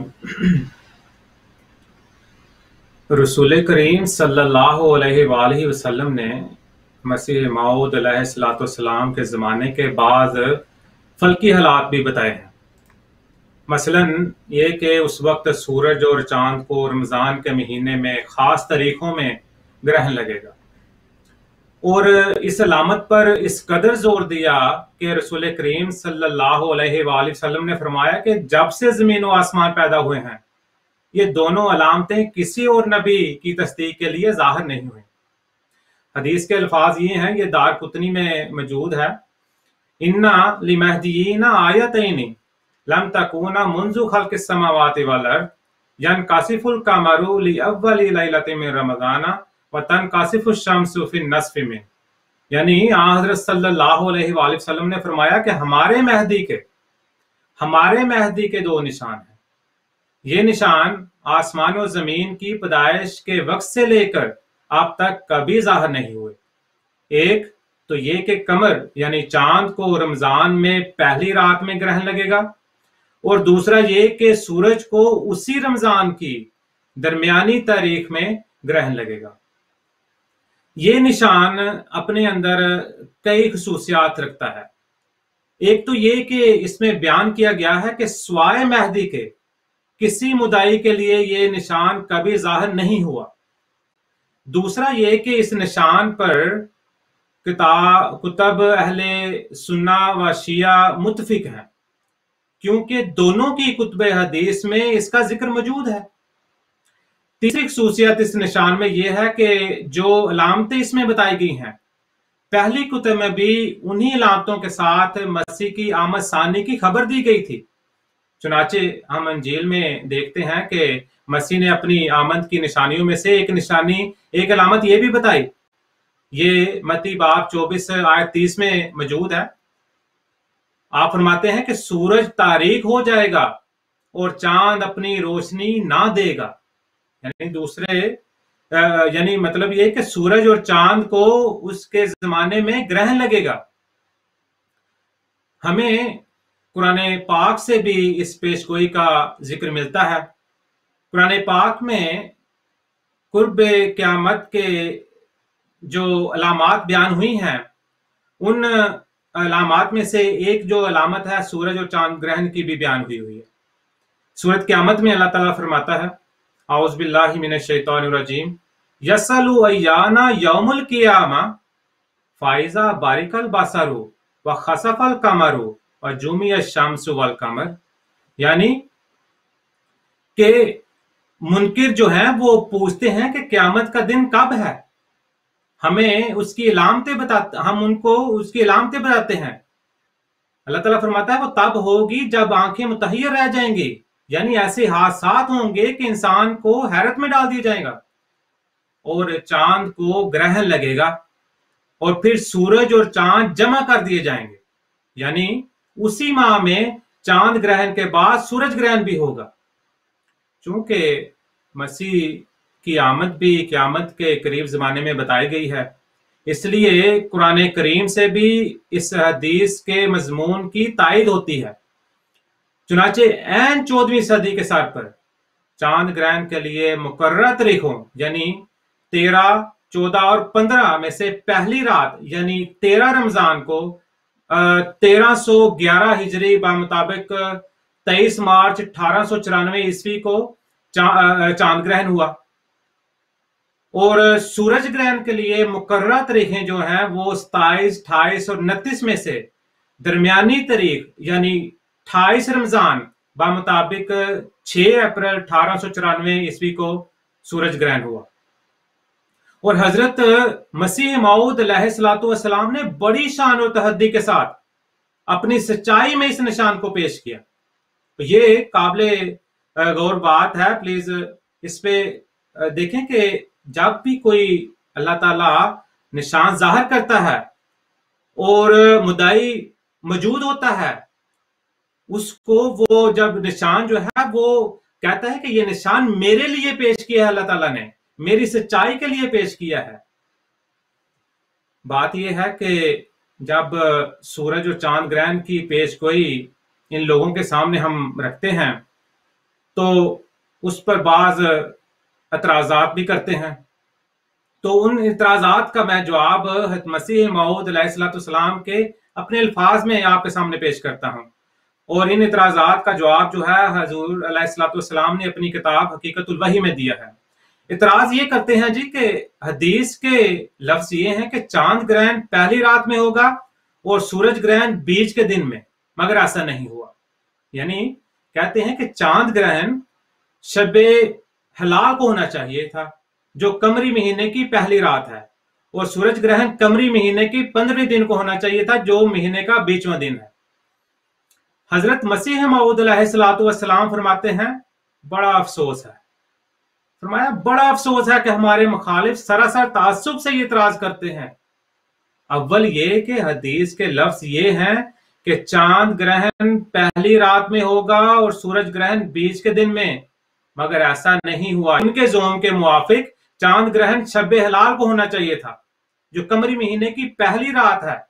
اور سورج گرہن قمری مہینے کے 15ویں دن کو ہونا چاہیے تھا جو مہینے کا 20واں دن ہے۔ حضور فرماتے ہیں مگر اس خیال میں سراسر ان لوگوں کی ناسمجھی ہے، کیونکہ جب سے دنیا پیدا ہوئی ہے چاند گرہن کے لیے 3 راتیں خدا تعالیٰ کے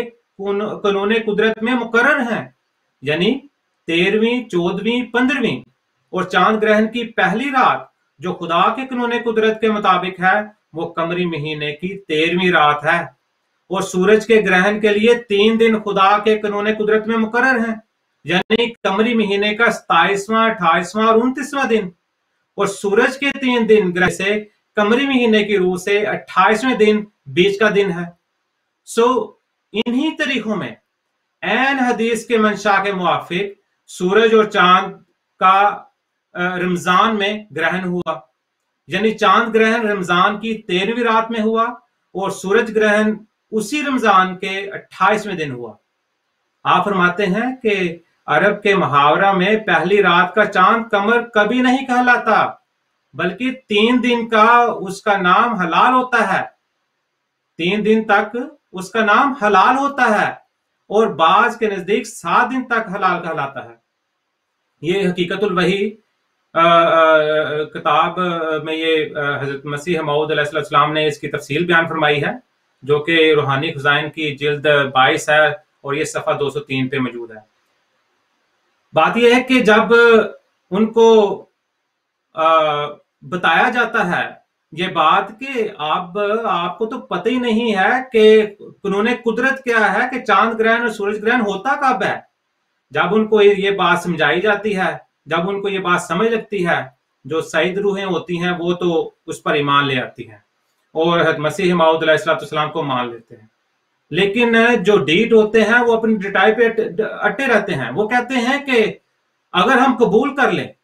کہ چاند کی پہلی رات سے مراد 13ویں رات ہے اور سورج کے بیچ کے دن سے مراد 28واں دن ہے، تو اس میں خارق عادت کون سا امر ہے؟ کیا رمضان کے مہینے میں کبھی چاند گرہن اور سورج گرہن نہیں ہوا؟ پھر اگلے اعتراض کی طرف چلے پڑتے ہیں इसका जवाब भी हज़रत मसीह मऊद अलैहिस्सलाम ने दिया हुआ है। आप फरमाते हैं कि इस हदीस का ये मतलब नहीं है कि रमजान के महीने में कभी ये दोनों ग्रहण जमा नहीं हुए, बल्कि ये मतलब है कि किसी मुद्दाई रिसालत या नबूवत के वक्त में कभी ये दोनों ग्रहण जमा नहीं हुए। और फरमाइए, आप फरमाते हैं कि ये मतलब है इस हदीस का कि किसी मुद्दाई रिसालत या नबूवत के वक्त में कभी ये दोनों ग्रहण जमा नहीं हुए। मतलब ये कि जब ये इन मुकर्रर तारीखों पर चांद ग्रहण और सूरज ग्रहण हो, रमजान की तारीखों में जो हदीस में मौजूद है, उस वक्त मुद्दाई भी मौजूद होना चाहिए और वो इसको अपने हक में करार दे। तो यही है मसीह मऊद अलैहिस्सलाम ने किया कि जब चांद ग्रहण और सूरज ग्रहण हुआ तो आपने कहा ये मेरे लिए जाहिर हुआ है, ये अल्लाह ताला ने मेरे लिए जाहिर किया है। आप फरमाते हैं जैसा कि हदीस के जाहिर अल्फाज इसी पर दलालत कर रहे हैं, अगर किसी का ये दावा है कि किसी मुद्दाई नबूवत या रिसालत के वक्त में दोनों ग्रहण रमजान में कभी किसी जमाने में जमा हुए हैं, तो उसका फर्ज है कि उसका सबूत दे। अगर लोग कहते हैं ना कि ये पहले भी हुआ है, तो सबूत दें। मुद्दाई मौजूद हो और इन्हीं तारीखों में चांद ग्रहण सूरज ग्रहण हो तो वो सबूत उसका पेश करें। आप फरमाते हैं खासकर ये अमर किसी को मालूम नहीं कि इस्लामी सन यानी 1300 वर्ष में कई लोगों ने महज इफ्तरा के तौर पर महदी मौद होने का दावा भी किया, बल्कि लड़ाइयां भी की। मगर कौन साबित कर सकता है कि उनके वक्त में चांद ग्रहण और सूरज ग्रहण रमजान के महीने में दोनों जमा हुए थे? और जब तक ये सबूत पेश ना किया जाए तब तक बिलाशुबा ये वाकया खारिक आदत है, क्योंकि खारिक आदत इसी को तो कहते हैं कि इसकी नजीर दुनिया में ना पाई जाए। और सिर्फ हदीस ही नहीं बल्कि कुरान शरीफ ने भी इसकी तरफ इशारा किया है। आप फरमाते हैं देखो आयत वखासफल कमरु वजुमिय शम्स वल कमर, जिसका हम पहले जिक्र कर चुके हैं। ये भी रूहानी खजाइन जल्द 22 में ये हवाला मौजूद है। जब ये भी बात उनको समझा दी जाती है तो इधर भी उनकी तसल्ली नहीं होती, तो फिर और इतराज कर देते हैं। जब किसी चीज को ना मानना हो, चाहे उनके सामने कितने भी जो दलीलों के साथ उनको समझाया जाए, बताया जाए, तो जब किसी की फितरत में ना मानना हो ना, तो वो कभी नहीं मानता। तो बहरहाल हमारा काम है उनको समझाना कुरान से, हदीस से और सुन्नत से। तो ये तीसरा जो तीसरा इतराज करते हैं वो ये करते हैं, कहते हैं कि ये हदीस मरफूए मुत्तसिल नहीं है, सिर्फ इमाम मोहम्मद बाकर रज़ी अल्लाह तआला अन्हु का कौल है। यानी इतराज ये करते हैं कि ये हदीस का तसलसल नहीं है हजरत सल्लल्लाहु अलैहि वसल्लम तक, और सिर्फ कहते हैं कि ये कौल है हजरत इमाम मोहम्मद बाकर रज़ी अल्लाह तआला अन्हु का। इसका भी जवाब हज़रत मसीह मऊद अलैहिस्सलाम ने दिया है। आप फरमाते हैं कि आइमा अहले बैत का यही तरीक था कि वो बवजह अपनी वजाहत जाती के सिलसिला हदीस को नाम बनाम हज़रत सल्लल्लाहु अलैहि वसल्लम तक पहुंचाना जरूरी नहीं समझते थे। उनकी ये आदत शाय मुतारिफ है। आपने फरमाया कि जो अहले बैत थे उनका ये तरीक था, यही तरीक था उनका। वो जो हदीस को नाम बनाम हज़रत तक लड़ी नहीं पहुंचाने की उनको जरूरत नहीं थी। आप फरमाते हैं चुनाचे शिया मजहब में सदा इस किस्म की हदीसें मौजूद हैं और खुद इमाम दारकुतनी ने इसको हदीस के सिलसिले में रखा है। ये हदीस में है, कौल नहीं है। आप फरमाते हैं मासवा इसके ये हदीस एक गैबी अमर पर मुश्तमिल है जो 1300 वर्ष के बाद ज़हूर में आ गया। आप फरमाते हैं जिसका खुलासा ये है कि जिस वक्त महदी मऊद ज़ाहिर होगा उसके जमाने में रमजान के महीने में चांद ग्रहण 13वीं रात को होगा और उसी महीने में सूरज ग्रहण 28वें दिन को होगा। और ऐसा वाकया किसी मुदाई के जमाने में बजुज महदी मऊद के जमाने के पेश नहीं आएगा। और जाहिर है कि ऐसी खुली गैब की बात बतलाना बजुज नबी के और किसी का काम नहीं है। अल्लाह ताला कुरान शरीफ में फरमाता है ला युज़हिरु अला गैबिही अहदन इल्ला मन इर्तज़ा मिन रसूलिन, यानी खुदा अपने गैब पर बजुज बरगजीदा रसूलों के किसी को मुतला नहीं फरमाता। बस जबकि ये पेशगोई अपने मैनों की रूह से कामिल तौर पर पूरी हो चुकी, तो अब ये कच्चे बहाने हैं कि ये हदीस ज़ईफ है या इमाम मोहम्मद बाकर का कौल है। बात ये है कि ये लोग हरगिज नहीं चाहते, आप फरमाते हैं ये लोग हरगिज नहीं चाहते कि कोई पेशगोई आन हजरत सल्लल्लाहु अलैहि वसल्लम की पूरी हो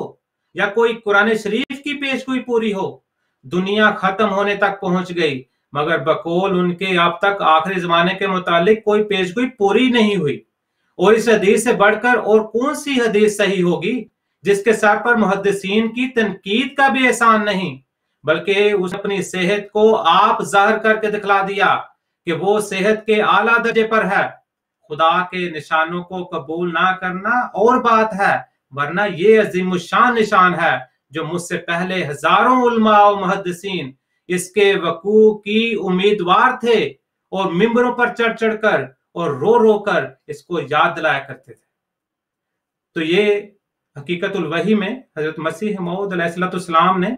इन एतराजात के जवाब दिए हुए हैं। फिर मैं चांद और सूरज ग्रहण के निशान से मुतालिक हजरत ख्वाजा गुलाम फरीद रहमुल्लाह ने भी अपनी गवाही दी है, जो मैं आपके सामने पढ़कर सुनाता हूं, पेश करता हूं आपको। कि आप फरमाते हैं, हदीस दारकुतनी में हजरत इमाम मोहम्मद बाकर से मरवी है कि यकीनन हमारे मेहदी के लिए दो निशान हैं। जब से जमीन व आसमान पैदा हुए किसी मुदाई के लिए ये दो निशान जाहिर नहीं हुए। यानी रमजान शरीफ में चांद को इसकी पहली रात ग्रहण लगेगा और सूरज को उसकी दरमियानी रात ग्रहण लगेगा। चूंकि ये गवाही है इनकी हजरत ख्वाजा गुलाम फरीद रहमहुल्लाह की। आप फरमाते हैं, चूंकि माह अप्रैल 1894 ईस्वी की 6 तारीख को कसूफे कमर और कसूफे शम्स वाकया हो गया है, बस हजरत मिर्जा साहब ने अपनी तरफ से तमाम हुज्जत के लिए तमाम दुनिया के अतराफो कनाफ में इन मैनों का इश्तिहार शाया किया है। इसके बाद ख्वाजा साहब रहमहुल्लाह ने फरमाया कि सुबहान अल्लाह, सुनिए हजरत मिर्जा साहब ने मज़कूरा हदीस के क्या मैंने किए हैं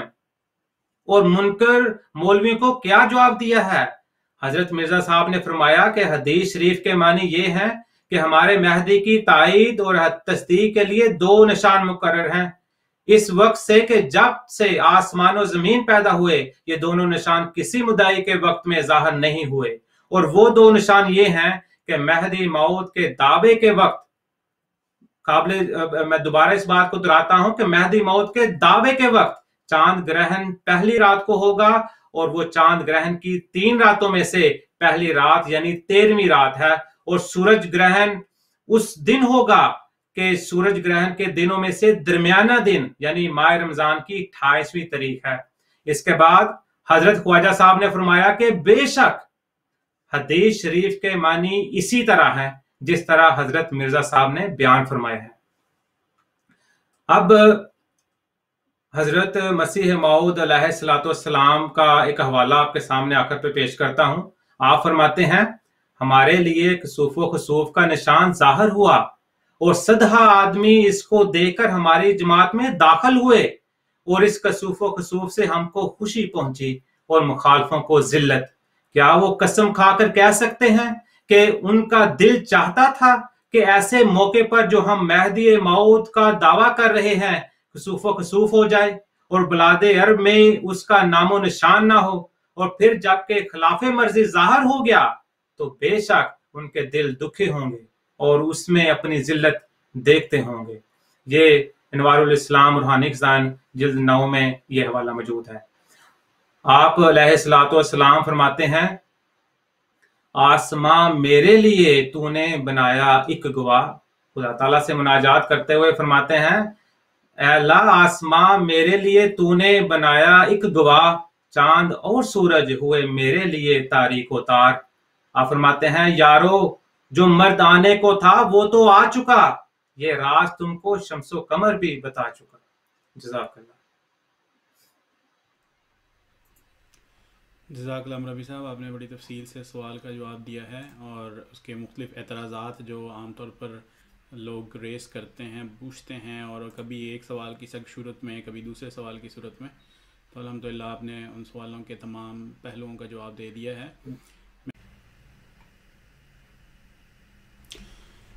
اگلے سوال کے لیے میں دوبارہ درخواست کروں گا مکرم مربی مطیع اللہ صاحب سے کہ اگلا سوال جو کہ غیر احمدی حضرات کرتے ہیں کہ میں یہ کیسے پتہ چلا سکتا ہوں کہ حضرت مسیح موعود علیہ الصلوۃ والسلام کی آمد واقعتاً خدا کی طرف سے تھی، یعنی وہ خدا کی طرف سے آئے تھے۔ جزاک اللہ شراز صاحب، اس کے متعلق بھی میں یہی عرض کروں گا کہ ہمیں قرآن کریم کی طرف رجوع کرنا چاہیے، کیونکہ وہ خدا تعالیٰ کی کتاب ہے اور ایسی مقدس کتاب ہے جس میں بے شمار، اور خدا تعالیٰ نے اس کو معجزہ قرار فرمایا ہے اور اس کی حفاظت کی خود ذمہ داری لی ہے۔ تو قرآن کریم میں جو دلائل خدا تعالیٰ نے حضرت رسول کریم صلی اللہ علیہ وسلم کی صداقت کے بیان فرمائے، میں انہی میں سے ہی کچھ لے کے آپ کو بیان کرتا ہوں، اور کوئی شخص اگر ان کو نہیں مانتا اس کے لیے تو اور کوئی دلیل نہ خاکسار پیش کر سکتا ہے نہ کوئی اور۔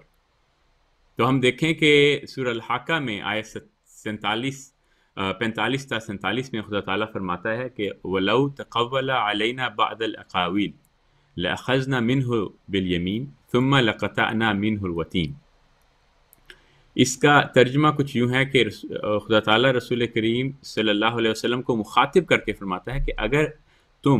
کوئی جھوٹا الہام بنا کر میری طرف منسوب کرتے اور کہتے کہ یہ الہام مجھے خدا تعالیٰ کی طرف سے ہوا ہے، تو ہم تمہارا دایاں ہاتھ کاٹ کر شاہ رگ کاٹ دیتے، اس شخص کے کاٹ دیتے۔ تو اس سے یہ پتہ چلتا ہے کہ کوئی بھی شخص اگر نعوذ باللہ خدا تعالیٰ کی طرف جھوٹا الہام منسوب کرے، اس کا انجام جو ہے وہ موت ہے، اور خدا تعالیٰ یہ ہرگز اس کی غیرت گوارہ نہیں کرتی کہ کوئی شخص خدا تعالیٰ کی ذات کے متعلق جھوٹ منسوب کرے اور اس طرح خدا تعالیٰ اس کو مہلت دیتا رہے اور اس کو سزا نہ دے۔ اور یہ اس آیت کی بنا پر ہم یہ کہہ سکتے ہیں بطور یعنی کہ اگر اس سے یہ بہت واضح ہے کہ اگر کوئی شخص جھوٹا الہام بنا کر خدا تعالیٰ کی طرف منسوب کرے تو وہ قتل ہو جاتا ہے۔ چنانچہ رسول کریم صلی اللہ علیہ وسلم جو صداقت کی کسوٹی ہیں، آپ 23 سال دعوی وحی و الہام کے بعد زندہ رہے، اس لیے کوئی جھوٹا مدعی الہام اتنا عرصہ زندہ نہیں رہ سکتا جتنا عرصہ کہ رسول کریم صلی اللہ علیہ وسلم زندہ رہے۔ چنانچہ اس قرآن کریم کی مندرجہ بالا آیت کے ماتحت بدلیل استقراء ہمارا یہ دعویٰ ہے کہ آج تک جب سے دنیا پیدا ہوئی کسی جھوٹے مدعی الہام و نبوت کو دعوے کے بعد 23 سال کی مہلت نہیں ملی۔ چنانچہ حضرت مسیح موعود علیہ الصلوۃ والسلام نے اپنی تصنیف 40 میں 500 روپے انعام کا وعدہ بھی اس میں کیا، جو کہ آج تک کسی کی جرت نہیں ہوئی کہ اس کو توڑ سکے۔ اب یہ کوئی کہہ سکتا ہے کہ یہ 23 سال والی جو دلیل ہے یا معیار ہے یہ آپ نے کہاں سے نکالا؟ تو اس کے لیے بعض حوالہ جات آپ کی خدمت میں عرض کرتا ہوں جو کہ غیر احمدی اہل سنت والجماعت کے احباب کے علماء کرام کی کتب سے لیے گئے ہیں، وہ عرض کر دوں۔ مثلا شرح عقائد نصفی میں یہ تحریر ہے، اور یہ مبحث النبوات میں ہے کہ عقل اس بات کو ناممکن قرار دیتی ہے کہ یہ باتیں ایک غیر نبی میں جمع ہوں، اس شخص کے حق میں جس کے متعلق خدا تعالیٰ جانتا ہے کہ وہ خدا تعالیٰ پر افتراء کرتا ہے، پھر اس کو 23 سال کی مہلت دے۔ اس طرح نبراس میں علامہ عبدالعزیز پرہاروی صاحب وہ لکھتے ہیں، اور یہ بھی نبراس مطبوعہ میرٹھ کی کتاب ہے، اس میں بھی یہی تحریر ہے کہ وہ کہتے ہیں کہ بعض جھوٹوں نے نبوت کا دعویٰ کیا، جیسا کہ مسلمہ یمانی اور اسود انسی وغیرہ نے، بس ان میں سے بعض تو قتل ہو گئے اور باقیوں نے توبہ کر لی، اور نتیجہ یہ ہے کہ جھوٹے مدعی نبوت کا کام چند دن سے زیادہ نہیں چل سکتا۔ امام ابن قیم ایک عیسائی سے مناظرے کے دوران رسول کریم صلی اللہ علیہ وسلم کی صداقت کی دلیل بیان کرتے ہوئے یہ بیان فرماتے ہیں، اور یہ زید المیعاد کتاب میں ہے کہ ہم اس امر کا انکار نہیں کرتے کہ بہت سے جھوٹے مدعیان نبوت کھڑے ہوئے اور ان کی شان و شوکت بھی ظاہر ہوئی، مگر ان کا مقصد کبھی پورا نہ ہوا اور نہ ان کو لمبا عرصہ مہلت ملی، بلکہ خدا تعالیٰ نے اپنے فرشتے ان پر مسلط کر دیے جنہوں نے ان کے آثار مٹا دیے اور ان کی جڑیں کاٹ دیں اور بنیادوں کو اکھاڑ پھینکا۔ یہی خدا تعالیٰ کی اپنے بندوں میں جب سے دنیا بنی اور جب تک دنیا موجود رہے گی سنت ہے۔ تو اس دلیل کے علاوہ خاکسار سورہ الجن کی ایک دلیل آپ کے پیش کرتا ہے جو کہ حضرت مسیح موعود السلام کی صداقت کی بہت بڑی دلیل ہے، اور یہ خدا تعالیٰ فرماتا ہے عالم الغیب فلا یظہر علی غیبہ احدا الا من ارتضی من رسول، اور اس کا ترجمہ یہ ہے کہ خدا عالم الغیب ہے اور وہ اپنے غیب پر اپنے رسولوں کے سوا کسی کو کثرت سے اطلاع نہیں دیتا، یعنی اس پر غیب ظاہر نہیں کرتا۔ تو یہ ہم دیکھتے ہیں کہ مسیح موعود علیہ السلام نے لاکھوں پیش گوئیاں بیان فرمائیں جو کہ پوری ہوئیں، ہو بہو پوری ہوئیں، اور ان کا انکار مخالف بھی نہیں کر سکے۔ تو اس سے بڑی اور دلیل کیا ہے کہ غیب سے علم، اب کل کیا ہونے والا ہے کسی کو نہیں علم، لیکن ایک بات، دو بات، تین باتیں، لاکھوں پیش گوئیاں مسیح السلام کی ایسی ہیں جو کہ موجود ہیں، اور اس میں سے بہت سی کتب میں موجود ہیں، تحریر ہو چکی ہیں، اور اس کو کس طرح کوئی کہہ سکتا ہے کہ کوئی نعوذ باللہ جو ہے وہ خود بنا سکتا ہے۔ اس طرح ہم دیکھتے ہیں کہ مثلا بعض جو ہیں وہ میں آپ کے سامنے پیش کر دیتا ہوں کہ ایک حضرت مسیح موعود علیہ السلام کے مخالف تھے، بہت بہت برے مخالف، اور آپ کے خلاف انہوں نے ہر قسم کی کوشش کی کہ آپ کو کسی نہ کسی حوالے سے غلط ثابت کریں، جھوٹا ثابت کریں، اور آپ کے خلاف مختلف انہوں نے ساوی کی۔ اس میں ان کے بارے میں خدا تعالیٰ نے مسیح السلام کو بتایا کہ اس کا جو بیٹا ہے وہ اب تک رہے گا، اور اس کے بعد میں اس کے بیٹے نے بے شمار کوششیں کی کہ کسی نہ کسی طریقے خدا تعالیٰ اس کو اولاد سے نوازے، لیکن وہ اس میں ناکام رہا۔ اب یہ اس طرح کون شخص کہہ سکتا ہے کہ کسی کے ہاں اولاد ہونی ہے یا نہیں ہونی، اور اتنے بڑے کر کے دعویٰ کر کے معمولی۔ اس کے علاوہ ہم دیکھتے ہیں ڈاکٹر الیگزینڈر ڈاوی، جو کہ یہاں پہ امریکہ میں جو بسنے والے ہیں ان کو لازماً پتہ ہوگا کہ یہ زائن شہر میں اس نے اپنا ایک شہر بنایا، اور اس کے متعلق حضرت مسیح موعود السلام نے اسے مباہلہ کا چیلنج کیا، اور اس کے بعد فرمایا کہ اگر یہ مباہلہ قبول کرے یا نہ کرے تب بھی خدا تعالیٰ کی ہلاکت سے یہ نہیں بچ سکتا۔ تو ہم دیکھتے ہیں کہ کس طرح یہ شخص بھی ایک علم سے خدا تعالیٰ نے غیب سے خبر پا کر حضرت مسیح السلام کو اطلاع دی، اور آپ نے یہ اعلان کیا، تو اس نے 1,00,000 کی ملکیت اس وقت کے حساب سے پہلے وہ بے دخل ہوا، پھر اس کے بعد اس کی بیوی اس سے علیحدہ ہوئی، اور آخر فالج سے وہ بہت خراب حالت میں مرا۔ پھر ایک اور جو خدا تعالیٰ نے غیب کی خبر حضرت مسیح السلام کو دی، وہ دافع البلا و معیار اہل اصفیاء میں چراغ دین جمونی کے طاعون سے ہلاک ہونے کی خبر تھی۔ یہ بھی ہم دیکھتے ہیں کہ یہ 4 اپریل 1906 میں وہ اپنے یہ شخص دونوں بیٹوں کے ساتھ طاعون کی وجہ سے ہلاک ہو گیا۔ پنڈت لیکھ رام ایک تھا قادیان میں، وہ رسول کریم صلی اللہ علیہ وسلم کے خلاف بے شمار گالیاں اور غلیظ زبان استعمال کرتا تھا۔ اس کے متعلق خدا تعالیٰ نے آپ کو غیب سے خبر عطا فرمائی، اور کہ لیکھ رام 6 سال کے اندر مرنے کی پیشگوئی کرامات الصادقین میں یہ درج ہے، اور اس کو خدا تعالیٰ نے پورا کیا، اور کس طرح اس کی ہلاکت ہوئی۔ تو اس سے کر کے بے شمار ایسے ہیں جن کے ایسے واقعات ہیں، خدا تعالیٰ نے حضرت مسیح السلام کو قبل از وقت اطلاع دی، اور وہ ہو بہو ایسے ہی واقعات رونما ہوئے۔ آخری بات کر کے اس میں اپنے جواب کا اختتام کروں گا۔ خدا تعالیٰ قرآن کریم سورہ یونس آیت 17 میں فرماتا ہے فَقَدْ لَبِثْتُ فِيكُمْ عُمْرًا مِّن قَبْلَ أَفَلَا تَعْقِلُونَ، کہ میں نے تم میں دعوی نبوت سے قبل ایک لمبی عمر گزاری ہے، یعنی کہ رسول کریم صلی اللہ علیہ وسلم فرما رہے ہیں کہ کیا تم عقل سے کام نہیں لیتے کہ اگر میں پہلے جھوٹ بولتا تو اب بھی جھوٹ بولتا، لیکن اگر میری 40 سالہ زندگی پاک اور بے عیب ہے تو یقیناً آج میرا دعویٰ الہام و نبوت بھی حق میں ہے، حق پر ہے۔ تو اس کے یہ بھی ایک بہت بڑی دلیل ہے کہ جو اس شخص کے مدعی کے الہام کے دعوے سے پہلے لوگ اسے کس طرح دیکھتے تھے۔ چنانچہ رسول کریم صلی اللہ علیہ وسلم نے دعوی نبوت کیا تو اس وقت اس سے قبل ابو لہب اور دوسرے کافر یہی کہتے تھے کہ ما جربنا علیک الا صدق، کہ ہم نے آپ سے سوائے سچ کے اور کبھی کچھ تجربہ نہیں کیا۔ تو ابھی یہی حال بالکل ایسے ہی ہوا کہ حضرت مسیح موعود اسلام کے بھی ایک شدید مخالف محمد حسین بٹالوی، وہ بھی اسی طرح شروع میں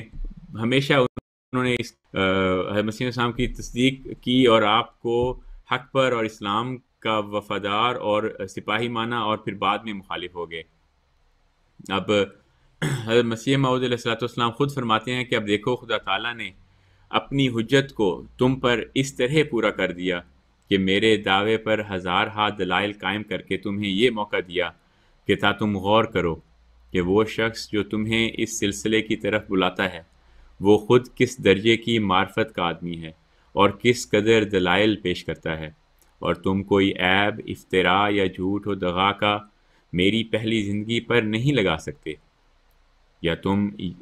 تم یہ خیال کرو کہ جو شخص پہلے جھوٹ اور افتراء کا عادی ہے یہ بھی اس نے جھوٹ بولا ہوگا۔ کون تم میں سے جو میری سوانح زندگی میں کوئی نکتہ چینی کر سکتا ہے؟ بس یہ خدا تعالیٰ کا فضل ہے کہ جو اس نے ابتدا سے مجھے تقوی پر قائم رکھا اور سوچنے والوں کے لیے ایک دلیل ہے۔ چنانچہ ہم دیکھتے ہیں کہ اس چیلنج کو جو حضرت مسیح نے پیش فرمایا 100 سال سے زیادہ ہو چکے، لیکن ابھی تک کوئی اس کے خلاف نہیں کوئی دلیل پیش کر سکا کہ نعوذ باللہ خدا نخواستہ کے متعلق، کردار کے متعلق نبوت سے پہلے یا بعد میں کوئی انگلی اٹھا سکے، بلکہ اس کے برعکس مثلا مولوی محمد حسین بٹالوی اپنی کتاب اشاعت السنہ جلد 7 صفحہ 6 پر لکھتے ہیں کہ مؤلف براہین احمدیہ کے حالات و خیالات سے جس قدر ہم واقف ہیں ہمارے معاصرین سے ایسے کم واقف نکلیں گے۔ مؤلف صاحب ہمارے ہم وطن ہیں، بلکہ اوائل عمر کے جب ہم کتبی و شرع ملا پڑھتے تھے ہمارے ہم مکتب ہیں۔ مزید آگے وہ لکھتے ہیں، اور یاد رہے کہ یہ بعد میں شدید مخالف ہوئے، دیکھتے ہیں کہ پہلے ان کا کیا رائے تھی حضرت مسیح موعود اسلام کے بارے میں۔ وہ لکھتے ہیں کہ اب ہم اس براہین احمدیہ پر اپنی رائے نہایت مختصر اور بے مبالغہ الفاظ میں ظاہر کرتے ہیں۔ ہماری رائے میں یہ کتاب اس زمانے میں موجودہ حالت کی نظر سے ایسی کتاب ہے جس کی نظیر آج تک اسلام میں تالیف نہیں ہوئی، اور اس کا مؤلف یعنی کہ حضرت مسیح السلام بھی اسلام کی مالی و جانی و علمی و لسانی و حالی و کالی نصرت میں ایسا ثابت قدم نکلا جس کی نظیر پہلے مسلمانوں میں بہت کم پائی گئی۔ تو ہم دیکھتے ہیں کہ کس طرح حضرت مسیح موعود علیہ الصلوۃ والسلام کے مخالف جو بعد میں مخالف ہوئے، انہوں نے بھی آپ کی پہلی زندگی پر تنقید کر بھی کوئی ایسا چیز نہیں ان کو ملی جس کے متعلق یہ کہہ سکتے کہ نعوذ باللہ حضرت مسیح السلام کے نے جھوٹ بولا یا کسی بھی قسم کی بات کی جو کہ قابل اعتراض ہو۔ تو اللہ تعالیٰ ہمیں حق کو سمجھنے کی توفیق عطا فرمائے اور سچا اور حقیقی مسلمان بن کر حضرت مسیح السلام کے پیغام اور احمدیت کو قبول کرنے کی توفیق دے۔ آمین۔ جزاک اللہ مربی صاحب، آپ نے بڑی تفصیل کے ساتھ سوال کے مختلف پہلوؤں کو ایڈریس کر دیا ہے، اور میرا نہیں خیال کہ اب ایک قرآن اور حدیث کے بعد اگر کوئی بات رہ جاتی ہے جو انسان کو کسی قسم کی کوئی تشنجی کریٹ کرے اور اس کے ذہن میں سوال پیدا ہو کہ اچھا جی قرآن حدیث کے خلاف بھی کوئی بات جا سکتی ہے، تو ہم تو یہی تمام غیر احمدی حضرات اور خواتین سے یہی ریکویسٹ کرتے ہیں، بار بار درخواست کرتے ہیں کہ آپ خود آئیں، خود کتابیں پڑھیں، اور صرف وہ جو آدھے حوالے آپ کو مل جاتے ہیں نیٹ کے اوپر سے گوگل میں سے ان کو چھوڑ کے پورے قرآن حدیث کو پورے حوالوں کو پڑھیں اور مسیح علیہ السلام کی کتابوں کے پورے حوالے پڑھیں تاکہ آپ کو خود اندازہ ہو کیا چیز ہے۔ اس کے ساتھ میں گزارش کروں گا کہ الاسلام.org کے اوپر یہ تمام کتابیں فری موجود ہیں، آپ کو کوئی پیسے خرچ کرنے کی ضرورت نہیں۔ جزاک اللہ مولوی صاحب۔ کہ جماعت احمدیہ USA کے UDS کے تعاون سے یہ پروگرام کیا جا رہا ہے، اور اس کے لیے ہمارا فیس بک پیج بھی موجود ہے۔ اگر آپ کوئی سوال کرنا چاہیں تو آپ ہمارے فیس بک پیج کے اوپر جو ہے وہ ہم سے رابطہ کر سکتے ہیں۔ ہمارا فیس بک پیج ہے احمدیہ مسلم اردو ڈیسک USA، اور آپ اس کے اوپر اپنے سوالات کر سکتے ہیں۔ اس کے ساتھ ہی ہمارے پروگرام کا وقت ختم ہوتا ہے۔ انشاءاللہ اگلا پروگرام لے کر پھر آپ کی خدمت میں حاضر ہوں گے۔ تب تک کے لیے اجازت۔ السلام علیکم ورحمۃ اللہ وبرکاتہ۔ اگر آپ کو ہماری ویڈیو اچھی لگی ہو تو ہماری حوصلہ افزائی کے لیے ویڈیو کو لائک اور شیئر کریں، اور ہمارے چینل کو سبسکرائب کریں اور بیل کا آئیکن بھی دبا دیں تاکہ آپ کو ہماری نئی ویڈیو مل سکے۔